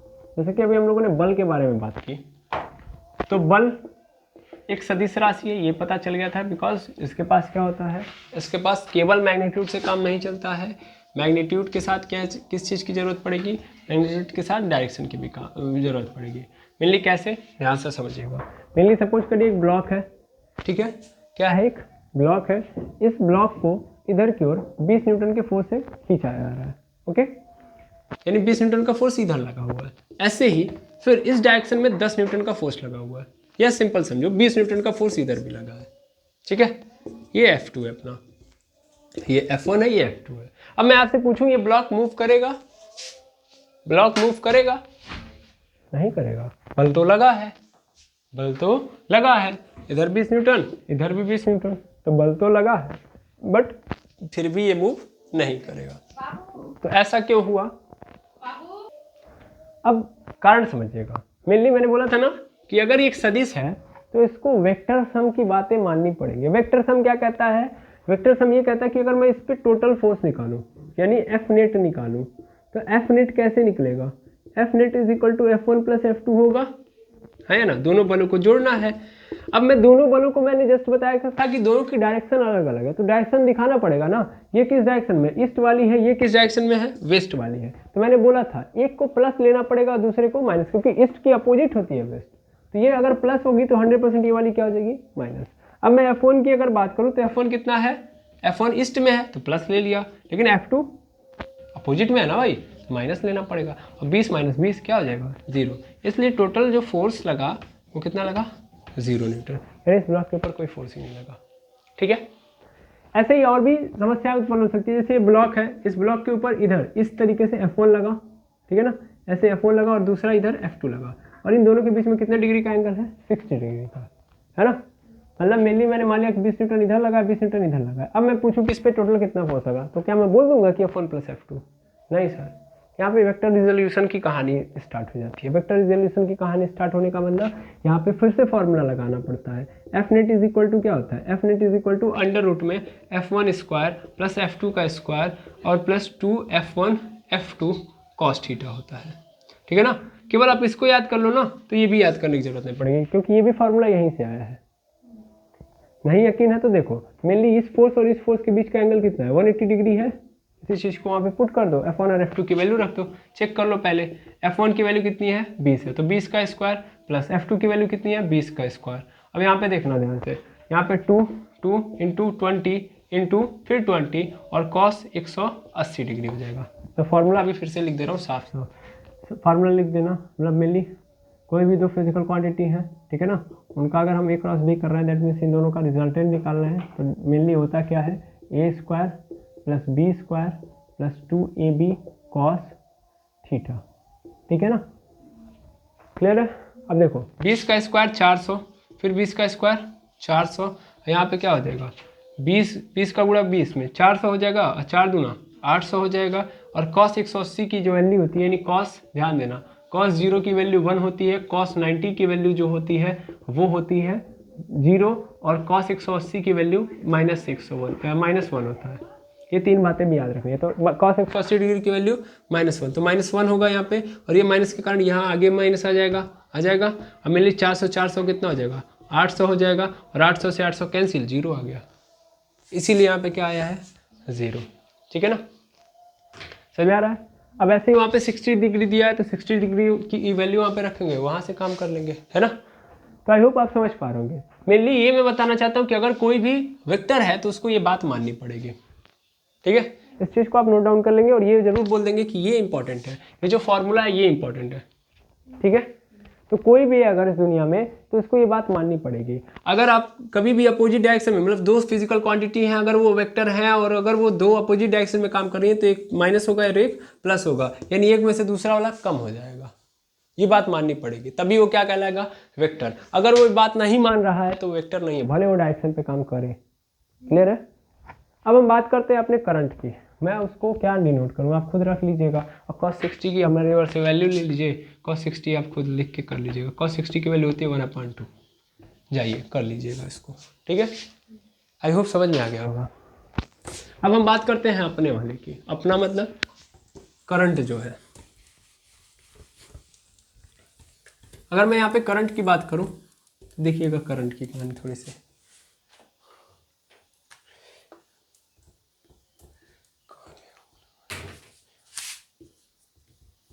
चलिए देखिएगा करंट। तो करंट की अगर मैं बात करूंगा यहाँ पे, देखिए करंट कहाँ से कहाँ की ओर चलता है, इसको पहले समझिएगा। मेनली सपोज करिए कि आपने यहाँ से स्टार्ट किया करंट देना, ये करंट गया, सपोज कर ले रहा हूँ ये आई है करंट, ये आगे गया 8 एम्पियर का करंट, ठीक है ना, 8 एम्पियर का करंट है, ध्यान से समझिएगा। 8 एम्पियर का करंट गया और आगे जब जा रहा है तो ये ऐसे डिवाइड हो जा रहा है ना। इधर कुछ करंट गया और कुछ करंट इधर, सपोज कर ले रहा हूँ 4 एम्पियर यहाँ भी गया और 4 एम्पियर यहाँ पे, ठीक है। मैंने ऐसे मान लिया कि 8 एम्पियर था, दो भागों में डिवाइड हो गया, एक 4 एम्पियर ऊपर 4 एम्पियर नीचे। आपने यहाँ पे कोई बल्ब लगाया, काम किया, यहाँ पे कोई बल्ब लगाया, काम हुआ। मैं उसी बल्ब को अगर इस पर्टिकुलर पॉइंट पे जोड़ूँ, इस पर्टिकुलर पॉइंट पे जोड़ूँ, तो भी मुझे क्या मिल रहा है, करंट मिल रहा है। यानी इस पर्टिकुलर पॉइंट पे भी मुझे 8 एम्पियर का करंट मिलेगा ही मिलेगा। समझ पा रहे हैं। मेनली अगर मैं करंट थोड़ा सा और आपको डिफाइन करूँ, यहाँ पे भी आप नहीं समझेंगे। मेनली आप जानते हो बैटरी को, है ना, ये बैटरी अगर मैं लगा दूँ, सपोज कर लो ये बैटरी है, एक सेकंड में जाएगा, मार्कर थोड़ा सा देखा जाए कौन सा सही है,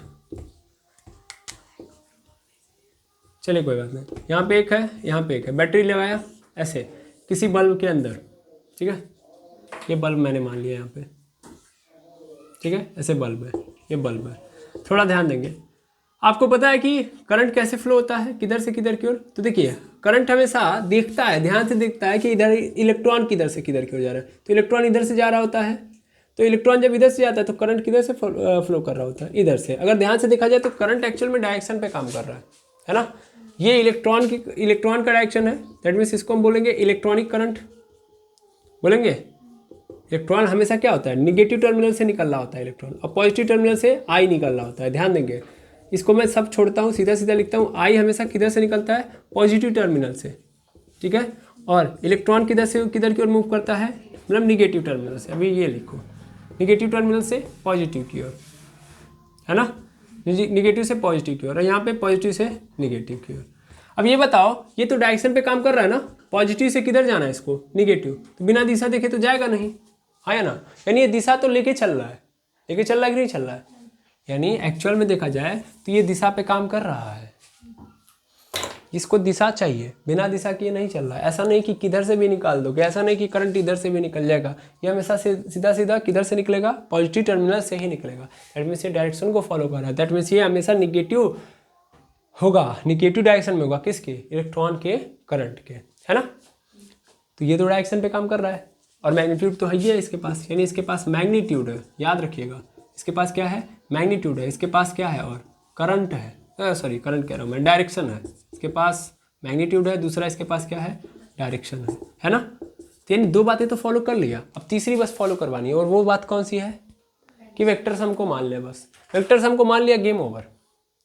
इन दो चीज़ें तो नज़र आ रही हैं, और पूरा आसार नज़र आ रहा है किसका होने का, सदिश का, है ना, सदिश होने के पूरे आसार है। अब देखते हैं क्या होता है। तो हम लोगों को ये नज़र आता है कि मेनली हम जब जानते हैं, क्या जानते हैं कि अगर मान लीजिए हम इधर फोर्स लगाएंगे और इधर भी वही फोर्स लगाएंगे, तो इस पूरे ऑब्जेक्ट के ऊपर टोटल फोर्स क्या हो जाएगा, जीरो। अभी देखा भी हम लोगों ने, करंट के साथ भी ऐसा होना चाहिए, है ना। मान लो अब इधर से मैंने इधर करंट भेज दिया और इधर भी करंट भेज दिया, समझ में आ रहा है, तो इधर भी गया करंट, इधर भी गया करंट, तो मेनली इस पॉइंट पे करंट कितना होना चाहिए, जीरो। यहाँ पे क्या होना चाहिए, जीरो, बट यहाँ पे ऐसा बिल्कुल नहीं होता है, करंट यहाँ भी होता है, समझ पा रहे हैं। पूरे क्या बोलते हैं, इलेक्ट्रिसिटी के अंदर, पूरे परिपथ के अंदर करंट कभी भी ये नहीं होता है कि डायरेक्शन बदलने पे क्या हो जाए, बदल जाए, समझ में आ रहा है, ऐसा बिल्कुल नहीं है।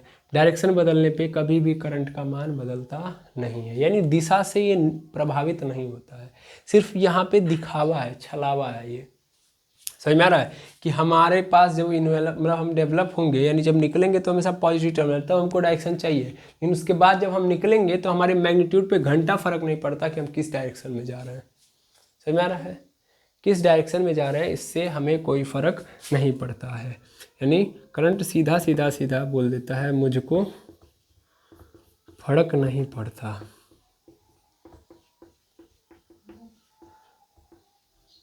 मुझको फर्क नहीं पड़ता डायरेक्शन से, ठीक है,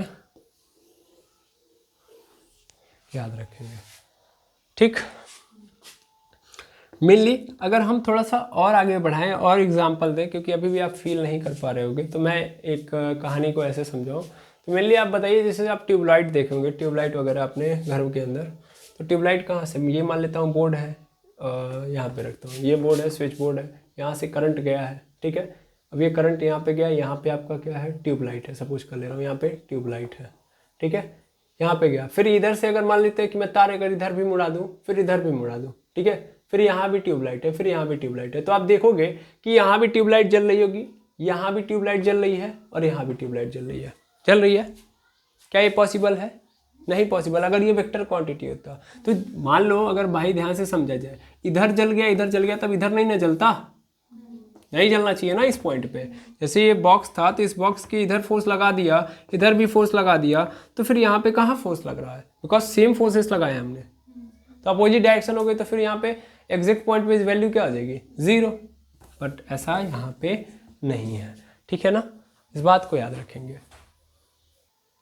तो ये समझ में आ गया भाई कि ये भी जल रहा है, ये भी जल रहा है, जबकि ये 8 एम्पियर की अगर मैंने धारा भेजी है तो 4 एम्पियर इधर भी चली गई, 4 एम्पियर इधर भी चली गई, और यहाँ भी 4 एम्पियर की धारा है, तो ये तो पॉसिबल ही नहीं है ना।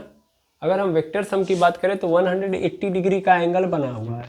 180 डिग्री का एंगल बनने का मतलब यहाँ पे इस पर्टिकुलर पॉइंट पे जो धारा होनी चाहिए वो क्या होनी चाहिए, 0 होनी चाहिए, कोई धारा नहीं होनी चाहिए, क्योंकि दोनों अपोजिट डायरेक्शन में काम कर रहे हैं, दोनों बराबर है, इधर भी 4 एम्पियर गया, इधर भी 4 एम्पियर गया है, तो इस पर्टिकुलर पॉइंट पे धारा क्या हो जाएगी, 0 हो जाएगी। और इस पर्टिकुलर पॉइंट का यहाँ कहीं भी धारा होनी ही नहीं चाहिए, इस पूरे परिपथ में, ये जो परिपथ बनाया गया है, गोजा गया परिपथ जो है, इसमें कहीं भी नहीं होना चाहिए, क्योंकि धारा 2 डायरेक्शन में चली गई और दोनों अपोजिट है, समझ में आ रहा है। तो इसका मतलब ये मैग्नीट्यूड शो कर रही है, डायरेक्शन भी शो कर रही है, बट इनके डायरेक्शन बदलने से मैग्नीट्यूड के ऊपर कोई फर्क नहीं पड़ रहा है। इसका मतलब ये वेक्टर सम की बात नहीं मान रही है, ठीक है ना। मैं लिख सकता हूँ do not obey to law of vector sum, और इसीलिए क्या है, अदिश राशियाँ हैं, लेकिन फिर भी हमारा जो अंदरूनी वो है वो नहीं माना, हमारी आत्मा नहीं मान रही थी, तो हम लोगों ने सोचा कि एक काम करते हैं, एक नई फिजिकल क्वांटिटी बना देते हैं कि जिनके पास मैग्नीट्यूड हो, डायरेक्शन भी हो, बट वो केवल वेक्टर सम को ना माने। तो ऐसे को हम लोग नाम देंगे टेंसर फिजिकल क्वांटिटी, ठीक है ना, टेंसर क्वांटिटी, ठीक है। ये आपके सिलेबस में नहीं है, फिर भी आप याद रखेंगे कि जो करंट है, करंट एक्चुअल में क्या है, ये current is a tensor quantity, magnitude है, डायरेक्शन है, लेकिन ये बात नहीं मानता है वेक्टर सम की। क्यों नहीं मानता, समझ में आ रहा है ना, आया ना भाई। 8 एम्पियर की पुनः देख लो, 8 एम्पियर की धारा थी, ये इधर गई, 4 एम्पियर की दिखा रहा है, इधर भी दिखा रहा है 4 एम्पियर की। मैं अपने मन से नहीं बता रहा हूँ, मैंने क्या लिखा है, मैंने क्या लिया, एमीटर लिया, एमीटर से धारा चेक करते हैं, ठीक है। यहाँ एमीटर लगाया तो यहाँ 4 एम्पियर दिखा दिया, यहाँ भी 4 एम्पियर दिखा दिया, और इस पर्टिकुलर पोर्शन पे भी 4 एम्पियर दिखा रहा है ससुर, समझ पा रहे हैं। ऐसे कैसे, अगर ये क्या है, वेक्टर है, तो भैया 180 का एंगल बन रहा है दोनों में, और 2 धाराएं हैं, दोनों इधर भी धारा इधर भी धारा है, सेम धारा है और अपोजिट डायरेक्शन में है, तो 0 होना चाहिए, क्योंकि फोर्स तो ऐसा 0 दिखाता है। अगर एक बॉक्स के ऊपर मैंने 8 न्यूटन का फोर्स इधर लगाया, मेरे लिए ऐसे समझ लो, 4 न्यूटन का फोर्स इधर लगाया और 4 न्यूटन का फोर्स इधर लगाया, तो दोनों साइड अपोजिट होने के कारण इसके ऊपर, इस बॉक्स के ऊपर जो टोटल फोर्स होगा वो क्या होगा, 0 होगा।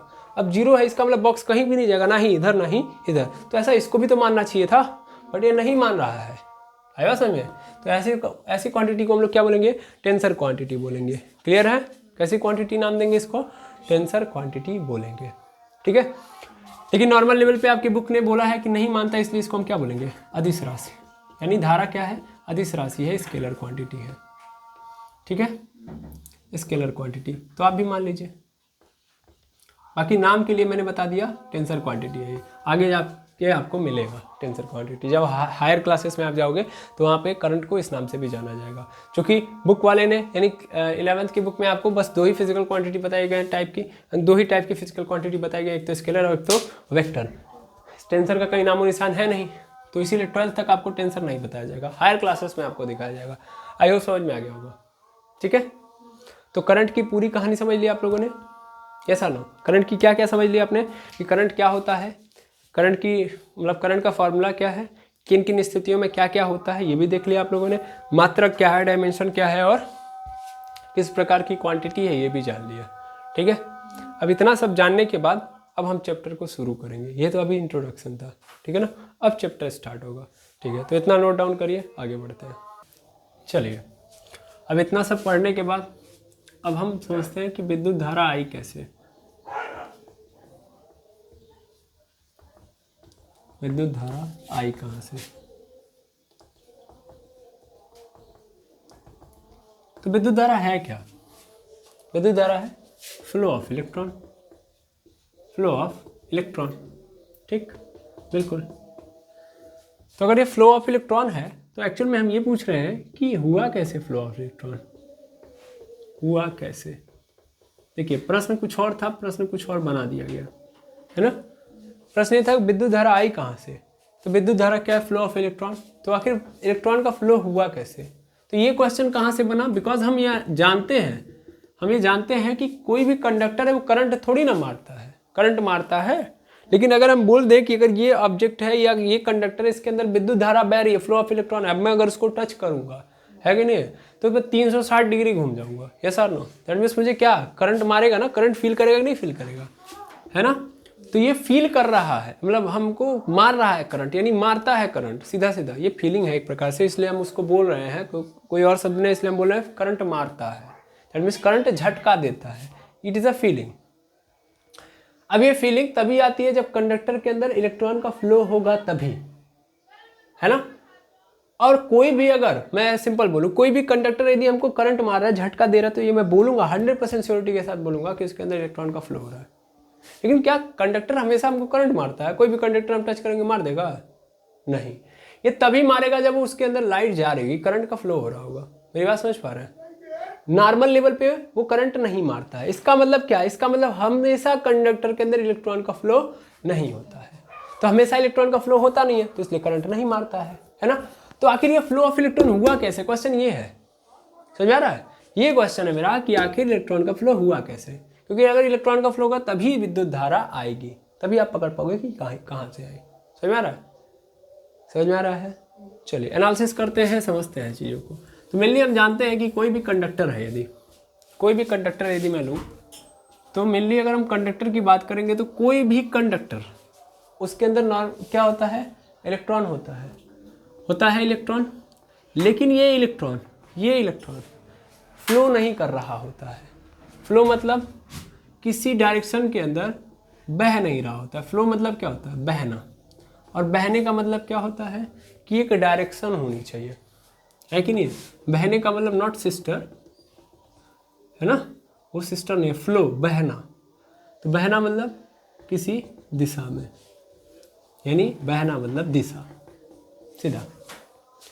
मेरी बात ध्यान से समझिएगा, इलेक्ट्रॉन का फ्लो होगा तो करंट आएगा, और करंट मतलब बहने का मतलब दिशा, यानी एक दिशा में यदि इलेक्ट्रॉन मूव कर रहा है तो इसका मतलब क्या होगा?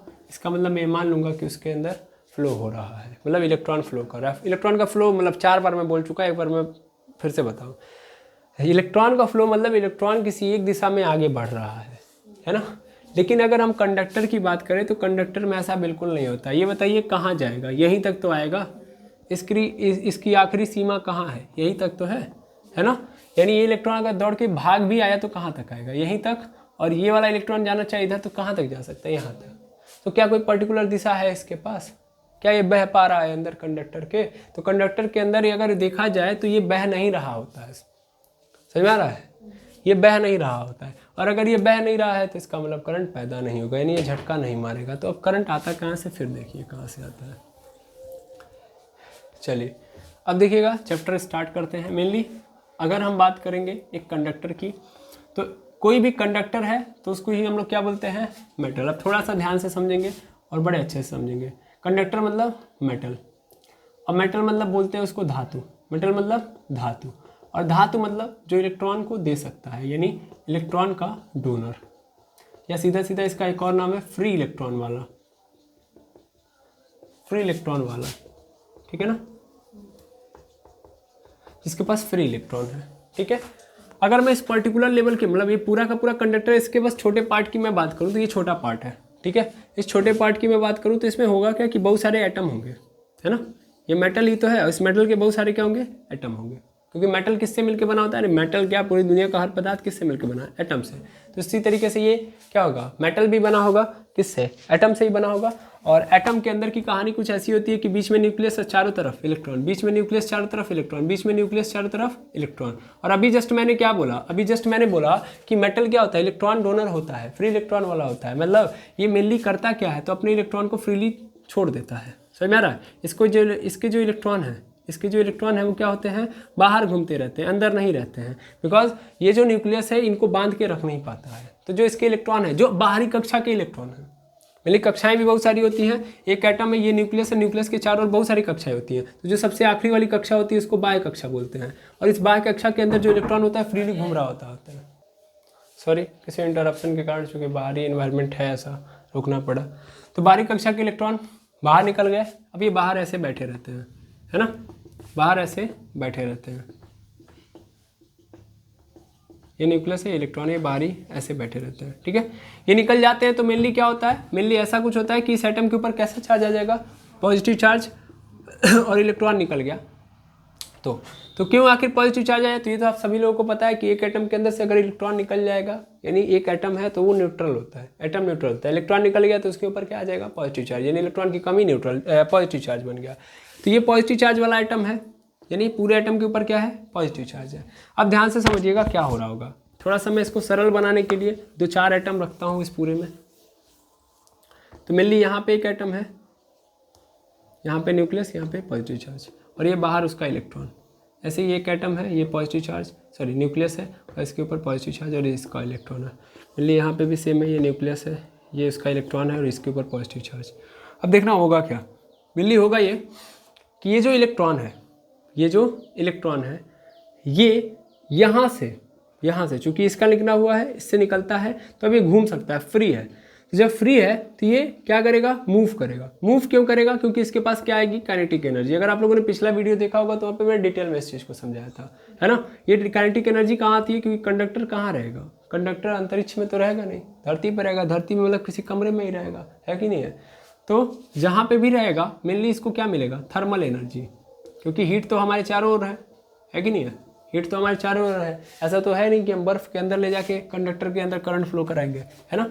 तो थर्मल एनर्जी आएगी। ये थर्मल एनर्जी जब इस कंडक्टर को मिलेगी तो इस कंडक्टर के अंदर का जो इलेक्ट्रॉन है, जो ही इस थर्मल एनर्जी को पाएगा तो ऊर्जा पाते ही इलेक्ट्रॉन मूव कर जाएगा। कोई भी एनर्जी पाएगा तो मूव ही करेगा। तो मेनली ये इलेक्ट्रॉन भी क्या करने लगेगा, दौड़ने लगेगा, यानी किस में कन्वर्ट कर लेगा अपनी इस एनर्जी को, काइनेटिक एनर्जी में, है ना।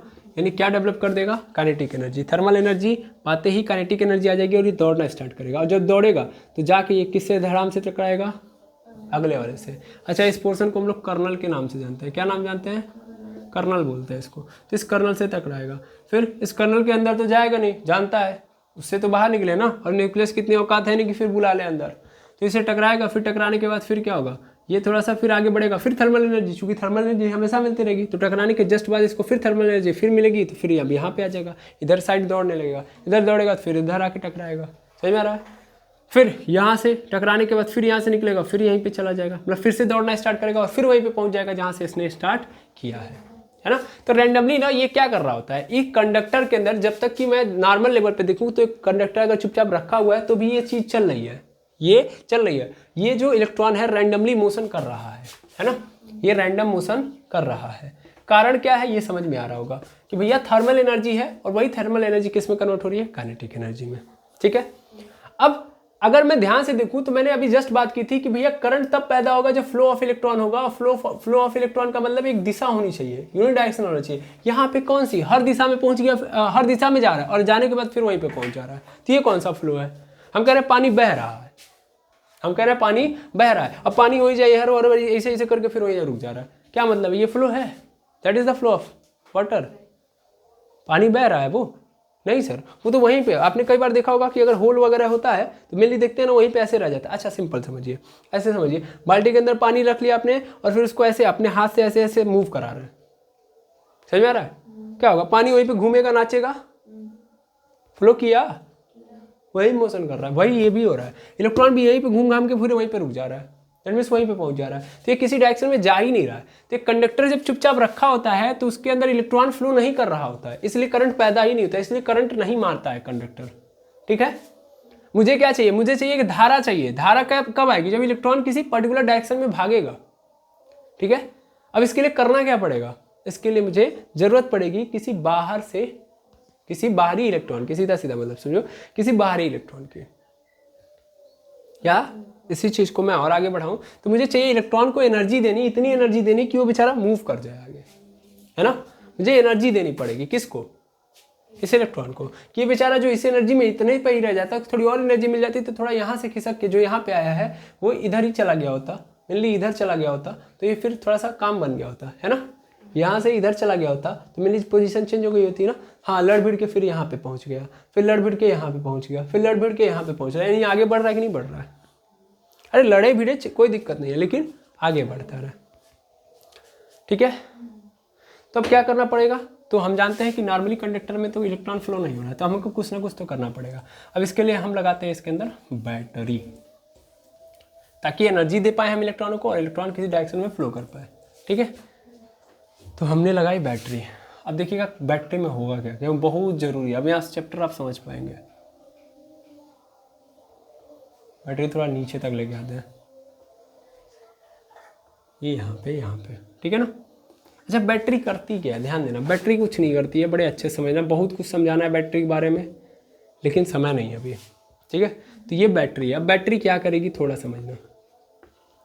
मेरे लिए शुरुआती दौर में देखो करंट क्यों नहीं मारता है, करंट ना मारने का सबसे बड़ा कारण है कि ये जो कंडक्टर है उसके अंदर इलेक्ट्रॉन का फ्लो नहीं हो रहा है, और इलेक्ट्रॉन फ्लो ना कर पाने का कारण भी ये है कि इलेक्ट्रॉन के पास कोई एक्स्ट्रा फोर्स नहीं है, और एक्स्ट्रा फोर्स जो प्रोवाइड कराएगा वो होगा इलेक्ट्रिक फील्ड। ले देखिए कंडक्टर के पास कोई एक्स्ट्रा क्या नहीं है, इलेक्ट्रिक फील्ड है नहीं। इलेक्ट्रिक फील्ड होता तो हम टच करते तो मारता करंट, इलेक्ट्रिक फील्ड ही हमको फील कराता है, समझ में आ रहा है। तो कोई इलेक्ट्रिक फील्ड होता नहीं, ये मैंने पिछली क्लास में आपको अच्छे से एक्सप्लेन किया था, है ना। अब मेनली हम यहाँ पे बैटरी की बात करें, बैटरी क्या करेगी, तो बैटरी देखिएगा करती क्या है। देखो ये तार लगाया मैंने, ये वायर है, और ये वायर किसका होगा, मेटल का ही होगा, है ना। और मेटल मतलब इसके पास भी क्या होंगे, फ्री इलेक्ट्रॉन। थोड़ा सा अच्छे से समझिएगा, ठीक है। अब बैटरी करती क्या है, ध्यान देना। तो बैटरी ना एक काम करती है, क्या करती है, ध्यान से समझिएगा। ये जो वायर है ना, इस वायर के इस पर्टिकुलर सेगमेंट को पकड़ना, इसके पास फ्री इलेक्ट्रॉन होंगे जो घूम रहे थे, हाँ है ना, जैसे वहाँ पे भी हम जस्ट दिखा रहे थे घूम रहे थे सब, तो वो घूम रहे हैं। तो ये बैटरी ये करती है कि इसके पॉजिटिव टर्मिनल के साइड से जितने होते हैं, मतलब इतने पूरे सेगमेंट को पकड़ा मैंने, तो यहाँ के जितने फ्री इलेक्ट्रॉन है इन सबको खींच लेगी, इन सबको क्या कर लेगी, खींच लेगी। कौन, बैटरी। अब बैटरी को मैं अगर जूम करके बनाऊँ, ठीक है, तो ये जूम कर लो, और मेनली समझो कि यहाँ पे क्या लगा है, मोटा सा तार लगा है, ठीक है, तार लगा है। ये क्या करेगी, इधर वाले पोर्शंस के इलेक्ट्रॉन, जितने इस तार के अंदर इलेक्ट्रॉन है, इन सबको क्या करेगी, खींच रही होगी। बस इतना फील करो, बस फील करो, मजा आएगा। इस इलेक्ट्रॉन को क्या कर रही होगी, खींच रही होगी। इधर के इलेक्ट्रॉन को क्या कर रही होगी, खींच रही होगी, खींच रही है। तो जब ये खींचेगी तो क्या होते जाएगा, ध्यान से समझना। मैंने जूम कर ही लिया है, तो मैं इधर आता हूँ, इसको सिंगल बना देता हूँ। इधर के इलेक्ट्रॉन को क्या करेगी, खींचेगी, खींच के किधर की ओर लेके जाएगी, इधर की ओर। ध्यान से देखना, इधर से खींच रही है और खींच के इधर ले जा रही है। तो इधर क्या हो रहा होगा, ये भी पॉजिटिव हो गया होगा, है ना। ये वाला आइटम जो इसके जस्ट बगल में होगा, इसका इलेक्ट्रॉन खींचा गया ना, तो पॉजिटिव केवल वहाँ पे बचेगा। उसके जस्ट बगल वाला आइटम, उसके पास भी एक इलेक्ट्रॉन था, उसका इलेक्ट्रॉन छीन लिया गया, इस बैटरी ने छीन लिया। तो यहाँ भी पॉजिटिव, यहाँ भी पॉजिटिव, यहाँ भी पॉजिटिव, यहाँ भी पॉजिटिव, यहाँ भी पॉजिटिव, यहाँ भी पॉजिटिव, यहाँ भी पॉजिटिव, यहाँ भी, यहाँ भी, यहाँ भी, यहाँ भी और यहाँ भी आ गया। यानी पूरे वायर का इलेक्ट्रॉन खींच लिया गया, किसके द्वारा, बैटरी के द्वारा। तो ये इस पूरे साइड में क्या बन जाएगा, पॉजिटिव पैदा हो जाएगा, नहीं हो जाएगा। और ये पूरा इलेक्ट्रॉन खींच के कर क्या रही है, बैटरी रख रही है अपने अंदर, नहीं, एक्चुअल में इस इलेक्ट्रॉनों को लेके आ रही है आगे, और आगे लाके फिर क्या कर रही है, इस साइड भेज दे रही है। अब इधर भेजने से क्या हुआ, थोड़ा ध्यान देना, इधर भेजने से क्या हुआ, इधर ऑलरेडी इलेक्ट्रॉन थे, है ना। इस पोर्शन को देखोगे तो इस पोर्शन में क्या था, इलेक्ट्रॉन ऑलरेडी था ना, इधर प्लस वाला था, फिर इसका इलेक्ट्रॉन, प्लस वाला था, इसका इलेक्ट्रॉन। मैंने बार बार बोला था कि ये प्लस वाला इसका इलेक्ट्रॉन, प्लस वाला इसका इलेक्ट्रॉन है ना। अब ये जो इलेक्ट्रॉन पहले रैंडमली मोशन कर रहे थे, ये इलेक्ट्रॉन है, पहले इधर जा रहा है, इधर जा रहा है, इधर जा रहा है, लेकिन आके फिर मतलब वहीं पे चला आ रहा था। अब क्या हुआ, जब ये इलेक्ट्रॉन आएंगे तो ये इलेक्ट्रॉन क्या करेंगे, इसके ऊपर, ये जो इलेक्ट्रॉन रैंडमली कूद फांग के वहीं पे रुक जा रहा था, अब इसके ऊपर ये फोर्स लगाना स्टार्ट करेंगे, और कहेंगे बेटा नहीं अब तुमको आगे बढ़ना, बिकॉज ये भी चार्ज पार्टिकल, ये भी चार्ज पार्टिकल है, दो चार्ज पार्टिकल, इनके बीच में रिपल्सन पैदा होगा, तो ये इसके ऊपर रिपल्सन क्रिएट करेगा, रिपल्सन मतलब फोर्स क्रिएट करेगा और दूर भेजेगा। यही तो चाहिए था इलेक्ट्रॉन को फ्लो कराने के लिए, वही तो मैं जानता था क्या करना है मुझे, इलेक्ट्रॉन को कोई फोर्स की जरूरत है जो इसको आगे बढ़ाए। मिल गया कि नहीं मिल गया। अब ये इलेक्ट्रॉन क्या करना स्टार्ट करेंगे, मोशन करना स्टार्ट करेंगे, समझ में आ रहा है। इधर के इलेक्ट्रॉनों को खींच के इधर भेज दिया गया, और ये जाएंगे, अब क्या करेंगे भाई, ये जो इलेक्ट्रॉन आए हैं, ये बाकी जो अंदर के इलेक्ट्रॉन है उनको मोशन कराना स्टार्ट करेंगे, समझ में आ रहा है ना। तो ये इलेक्ट्रॉन इधर से भागने लगा, ये जितना इलेक्ट्रॉन जो पहले यहाँ पे था, तो मेरे लिए ये कहाँ भागेगा कि नहीं भागेगा, अरे हाँ ना बोलिए, ये भागेगा। रीजन क्योंकि इधर से बहुत सारे इलेक्ट्रॉन आ रहे हैं, इलेक्ट्रॉन दूसरे इलेक्ट्रॉन को देख के भागेगा ही भागेगा, तो इधर से भागना स्टार्ट करिए। अब कई सारे कारण बनते हैं इनके भागने के, तो पहला कारण तो यही हो गया, है ना। अब इधर क्या आ गया, सब इलेक्ट्रॉन है, अब ये इलेक्ट्रॉन किधर भाग रहा है, इधर की ओर भाग रहा है। तो पहला कारण तो पीछे से इलेक्ट्रॉन आ रहा है इसलिए भाग रहा है, और दूसरा कारण ये भी है। दूसरा कारण सुनना, बहुत इंपॉर्टेंट बात है, इधर सब पॉजिटिव वाले पोर्शन है ना, तो ये इलेक्ट्रॉन किधर की ओर भागेगा, पॉजिटिव की ओर। अब ऐसा नहीं था कि रिवर्स गियर कहाँ ले पाता, रिवर्स गियर का ऑप्शन है इसके पास, बताइए आप लोग।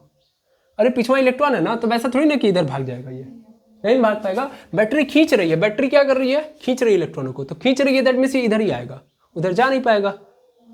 समझ आया? तो अब ये जाने का रास्ता किसने, कौन सा अपनाया इसने, ये वाला। क्लियर है? अब ये वाला अपनाया। अब इधर पॉजिटिव तो मूव नहीं करेगा भाई, पॉजिटिव मूव करता है। पॉजिटिव देखिए बस पूरा का पूरा वायर क्या हो गया है, पॉजिटिव पॉजिटिव में कन्वर्ट हुआ है। अब होता क्या है ये देखना, मेनली ये पूरा का पूरा पॉजिटिव है और यहाँ से पूरी की पूरी इलेक्ट्रिक फील्ड पैदा होगी, और किस डायरेक्शन में, इस डायरेक्शन में, हाँ या ना। ये पॉजिटिव फील्ड किधर की ओर भागती है, इलेक्ट्रॉनों की ओर, मतलब इस पूरे कंडक्टर के अंदर इलेक्ट्रिक फील्ड पैदा होगी। और डायरेक्शन देख पा रहे होंगे, हमेशा इलेक्ट्रिक फील्ड की डायरेक्शन पॉजिटिव से निगेटिव की ओर होती है। तो ये जा रहा है इलेक्ट्रॉन, सॉरी ये इलेक्ट्रिक फील्ड जा रही है इधर की ओर, और इसी इलेक्ट्रिक फील्ड को अचीव करने कौन आ रहे हैं, इलेक्ट्रॉन। क्लियर है? समझ में आ रहा है? अरे हाँ ना बोलिए। अब यही है इस कंडक्टर में होगा, जो हाल इस तार के अंदर हुआ है वही हाल किसके अंदर चल रहा होगा, कंडक्टर के अंदर, है ना। इस कंडक्टर के जो इलेक्ट्रॉन पहले वहीं पे रुक जा रहे थे, अब क्या करेंगे, वो भी इन इलेक्ट्रॉनों के आने से क्या करेंगे, दूर भागना स्टार्ट करेंगे, भागेंगे ना। देखिए ये ढकेलने वाले हैं सब, ये दौड़ते दौड़ते आ रहे हैं, इनको देखने के बाद जो अगला इलेक्ट्रॉन पीछे से इलेक्ट्रॉन आ रहा है उसको फोर्स मिला, तुरंत भाग रहा है, वो आपस में कनेक्ट नहीं होंगे, वो भागेंगे, दौड़ेंगे दौड़ेंगे दौड़ेंगे, ये दौड़ रहे हैं। जो ही यहाँ वाला इलेक्ट्रॉन देख लिया, लड़ भिड़ के वहीं रुक जा रहा था, लेकिन पीछे से इलेक्ट्रॉन आ फिर से भागेगा, है ना। और ये भागेगा क्यों, पहला कारण तो पीछे से इलेक्ट्रॉन पड़ा हुआ है, और दूसरा कारण आगे पॉजिटिव है, पॉजिटिव में लूंगा गेम खत्म मेरा, समझ पा रहे हैं। तो इलेक्ट्रॉन आगे बढ़ने लगेंगे, देखिए फ्लो होने लायक नहीं होने लगा इलेक्ट्रॉन का, है ना। हो गया है फ्लो इलेक्ट्रॉन का, इलेक्ट्रॉन का फ्लो हो गया तो विद्युत धारा आ गई। आई होप कॉन्सेप्ट समझ में आ गया होगा। अब ये इलेक्ट्रॉन आएंगे, फिर इनको न्यूट्रलाइज करेंगे, इधर न्यूट्रलाइज करेंगे, फिर इधर से बैटरी खींच रही, बैटरी इसीलिए तो लगी है, बैटरी खींचते रहेगी। समझ पा रहे हैं? बहुत ईजी वे में मैंने आपको समझाने का प्रयास किया कि बैटरी क्या कर रही है, खींचने का काम कर रही है, बैटरी खींच रही है, इलेक्ट्रॉन को क्या कर रही है, बस। क्लियर है? हाँ या ना। तो बैटरी इधर से खींचते रहेगी, इधर जाते रहेंगे, फिर इधर जाते रहेंगे, फिर खींचते रहेगी, बैटरी खींचते रहेगी, जाते रहेंगे आते रहेंगे, करंट का फ्लो हो रहा है कंडक्टर के अंदर। अब सपोज करिए इस कंडक्टर के थ्रू आपने कुछ जोड़ दिया, सपोज करिए यहाँ पे कोई लाइट वाइट लगा दिया, वायर के अंदर लाइट वाइट लगा दी, ठीक है। तो फिर कुछ और होगा, जानते हैं क्या होगा, ये जो काइनेटिक एनर्जी है, चूंकि ये काइनेटिक एनर्जी लेके आएंगे सब, इलेक्ट्रॉन दौड़ होगा तो उसके पास क्या होगी, काइनेटिक एनर्जी। वो काइनेटिक एनर्जी, मान लेता हूँ कि मैंने यहाँ पे बल्ब लगा दिया, ये भी समझ लीजिए ताकि कहानी एकदम आसान हो, ज़्यादा कुछ करना ही नहीं हो। और ध्यान दीजिएगा ये लेक्चर आप पढ़े रहेंगे तभी आपका जीवन आगे बढ़ पाएगा, क्योंकि इस लेक्चर के बाद मैं इतने बेसिक से नहीं समझाऊंगा, है ना। अब मैं डायरेक्ट ड्रिफ्ट वेलोसिटी पे जाऊँगा जो मुझे समझाना है, और direct derivation, game over 1 second के अंदर, ठीक है, ठीक है। यहाँ पे मैंने बल्ब लगाया है, अब होगा क्या कि ये काइनेटिक एनर्जी के साथ इलेक्ट्रॉन आएंगे, और काइनेटिक एनर्जी के साथ जब बल्ब के पास पहुँचेंगे तो बल्ब इस काइनेटिक एनर्जी को एग्जिस्ट ही नहीं करेगा, क्या हमको क्या जरूरत है, हम क्या दौड़े, समझ में आ रहा है। तो बल्ब उसकी काइनेटिक एनर्जी को किस में कन्वर्ट करा लेगा, थर्मल एनर्जी में। तो बेचारी ये जो पूरे के पूरे एनर्जी लेके आए थे इलेक्ट्रॉन, वो सब का सब किसने ले लिया, बल्ब ने ले लिया। तो जब बल्ब ले लेगा तो उसके बाद वो जो इलेक्ट्रॉन है थक जाएंगे बेचारे, समझ में आ रहा है। और थक जाएंगे तो फिर चुपचाप आके कनेक्ट हो जाएंगे, समझ में आ रहा है, समझ में आ रहा है। अब बैटरी देखो यही होगा, यही होगा, ध्यान से समझना। अब बैटरी डिस्चार्ज भी तो होती है, अगर ऐसे खेल में देखा जाए तो बैटरी खींच रही है, खींच रही है, खींच रही है। अरे भाई बैटरी के पास भी तो चार्ज होना चाहिए, खींचने की क्षमता होनी चाहिए ना, है ना। बहुत ज़्यादा इन्वेस्ट होने लगेगा तो इलेक्ट्रॉन की एनर्जी बहुत जल्दी लूज होगी। एक बात मेरी समझिए, बैटरी डिस्चार्ज कैसे होगी, जो इलेक्ट्रॉन को एनर्जी दे रही है, जिस एनर्जी के साथ इधर से खींच रही है वही एनर्जी तो इलेक्ट्रॉन को मिल रही है, इधर से खींच रही है, खींच के इलेक्ट्रॉन को एनर्जी दे रही है। अब ये इलेक्ट्रॉन उस एनर्जी के साथ गए, अब अगर इस बल्ब ने यूज कर लिया तो अगली बार ये जब प्लस के साथ कनेक्ट हो जाएगा इलेक्ट्रॉन, तो फिर खींचने में ज़्यादा मेहनत लगेगी ना, तो बैटरी के पास तो एनर्जी नहीं रहेगी ना, धीरे धीरे बैटरी की एनर्जी क्या हो रही होगी, कम। समझ में आ रहा है, समझ में आ रहा है कि नहीं आ रहा है। बैटरी की एनर्जी डाउन हो रही है क्योंकि अब वो नहीं खींच पाएगी, क्योंकि इधर क्या है, इलेक्ट्रॉन के पास उतनी एनर्जी है ही नहीं कि उधर आ पाए। क्लियर है, वो आगे जाके और डिटेल में समझे जाएंगे, लेकिन फिलहाल में ये समझ में आ गया कि करंट कैसे पैदा हुआ, कैसे इलेक्ट्रॉन फ्लो किया, हाँ या ना। अब ध्यान दीजिएगा, ये इलेक्ट्रॉन जिस वेलोसिटी के साथ आगे बढ़ता है, जिस वेलोसिटी के साथ आगे बढ़ता है उसी को हम लोग क्या बोलते हैं, ड्रिफ्ट वेलोसिटी, ड्रिफ्ट वेलोसिटी। ठीक है, तो भाई ड्रिफ्ट वेलोसिटी क्या होता है, तो एक वायर, एक कंडक्टर के अंदर इलेक्ट्रॉन जिस वेग के साथ अपने आप को आगे बढ़ा रहा होता है ना, जिस वेग के साथ आगे बढ़ रहा होता है उस वेग को हम लोग क्या बोलते हैं, ड्रिफ्ट वेलोसिटी यानी अनुगमन वेग बोलते हैं, अनुगमन वेग कह रहे होते हैं। क्लियर है, आई होप समझ में आ गया होगा। मेनली जो अनुगमन वेग होता है वो बहुत ज़्यादा हाई फाई नहीं होता है, ये बहुत कम होता है, 10⁻⁻⁴ मीटर पर सेकेंड होता है। ठीक है, और जब ये रैंडम मोशन कर रहे होते हैं, यानी ये कर्नल है, ये कर्नल है और ये कर्नल है, ये कर्नल है, तो ये इलेक्ट्रॉन है, ये इलेक्ट्रॉन यहाँ पे जाता है, फिर यहाँ पे आता है, फिर यहाँ पे आता है ना, तो मेनली तब जो स्पीड होती है 10⁵ मीटर पर सेकेंड होती है। यानी ये टकराते हैं, जब रैंडम मोशन करते हैं तो बहुत भयंकर मोशन कर रहे होते हैं, बहुत ज़्यादा स्पीड से कर रहे थे, 10⁵ मीटर पर सेकेंड, समझ में आ रहा है। लेकिन जब ये एक पोजीशन से, मतलब पहले यहीं पे आ जा रहे थे ना, लेकिन अब क्या होगा, यहाँ से यहाँ पे पहुँच जाएंगे, इसका मतलब थोड़ा आगे बढ़ गया। तो आगे बढ़ने की जो स्पीड है, टकराने के बाद आगे बढ़ने की जो स्पीड है वो देखी गई, तो वो कितनी है, वो है 10⁻⁴ मीटर पर सेकेंड, बहुत कम है, समझ में आ रहा है, बहुत कम है। और ये फिक्स है कि हमेशा इसी स्पीड से आगे बढ़ रहे होंगे, टकरा रहे होंगे फिर आगे बढ़, टकरा रहे होंगे फिर आगे बढ़ रहे होंगे, टकरा रहे होंगे फिर आगे बढ़ रहे होंगे, तो ऑलवेज इसकी स्पीड यही है, समझे। हाँ, अच्छा एक बात और सुन लो, मेनली ये जो स्पीड आई है, इसके पहले की जो स्पीड है, इन दोनों को पकड़ना पड़ेगा, क्योंकि इन दोनों को नहीं पकड़ेंगे तो फिर समस्या होगी। शुरुआत में इसकी स्पीड क्या है, यहाँ से गया, यहाँ पे आया, यहाँ से फिर यहीं पे आ गया, दैट मीन्स इसकी ओवरऑल स्पीड कितनी है, 0 है ना। लेकिन जब बैटरी लगा दूंगा मैं, जब बैटरी नहीं लगा था तो यहीं पर रुक जा रहा था, तो ओवरऑल स्पीड इसकी क्या बन जा रही थी, 0। बस एक कर्नल से दूसरे कर्नल तक की स्पीड थी ना, है ना। फ्लो ऑफ इलेक्ट्रॉन मतलब एक पोजीशन से दूसरे पोजीशन पे चला जाए, कहाँ जा रहा है, दूसरे पोजीशन पे जा रहा है, नहीं, जब एक पोजीशन से दूसरे पोजीशन पे जा रहा है तब जो इसकी स्पीड है 10⁻⁻⁴ है। दैट मीन्स अब इस कंडीशन में अगर मैं देखूं तब जो मेरे पास आ रहा है वेलोसिटी आ रहा है वो है 10⁻⁻⁴, उसको ड्रिफ्ट वेलोसिटी बोलेंगे। लेकिन शुरुआती दौर में जब मैं बैटरी नहीं कनेक्ट करूंगा तब उस कंडीशन में ड्रिफ्ट वेलोसिटी 0 है, इसीलिए वो आगे नहीं बढ़ रहा है। एक्चुअल में आगे बढ़ाने वाला वेग है, अनुगमन वेग क्या है, आगे बढ़ाने वाला, अनुगमन, अनु मतलब आगे, गमन मतलब बढ़ाना, कुछ भी लिख सकते हैं हम लोग, यानी आगे बढ़ाने वाला बल। गमन मतलब ऐसे जाना होता है। चलिए भाई, कई लोग इस पे तर्क वितर्क करेंगे, उससे बढ़िया है कि आगे जाने वाला फोर्स, आगे जाने वाला स्पीड, यानी इलेक्ट्रॉन के आगे जाने वाला स्पीड क्या है, क्या है 10⁻⁴, या उसी को हम लोग बोलते हैं ड्रिफ्ट वेलोसिटी। क्लियर है, हाँ या ना। अब कहिए तो 2 मिनट लगेगा, ड्रिफ्ट वेलोसिटी का डेरिवेशन भी कर लिया जाए। इस पूरे को मिटा रहा हूँ मैं और 2 सेकंड के अंदर गेम ओवर करता हूँ मैं।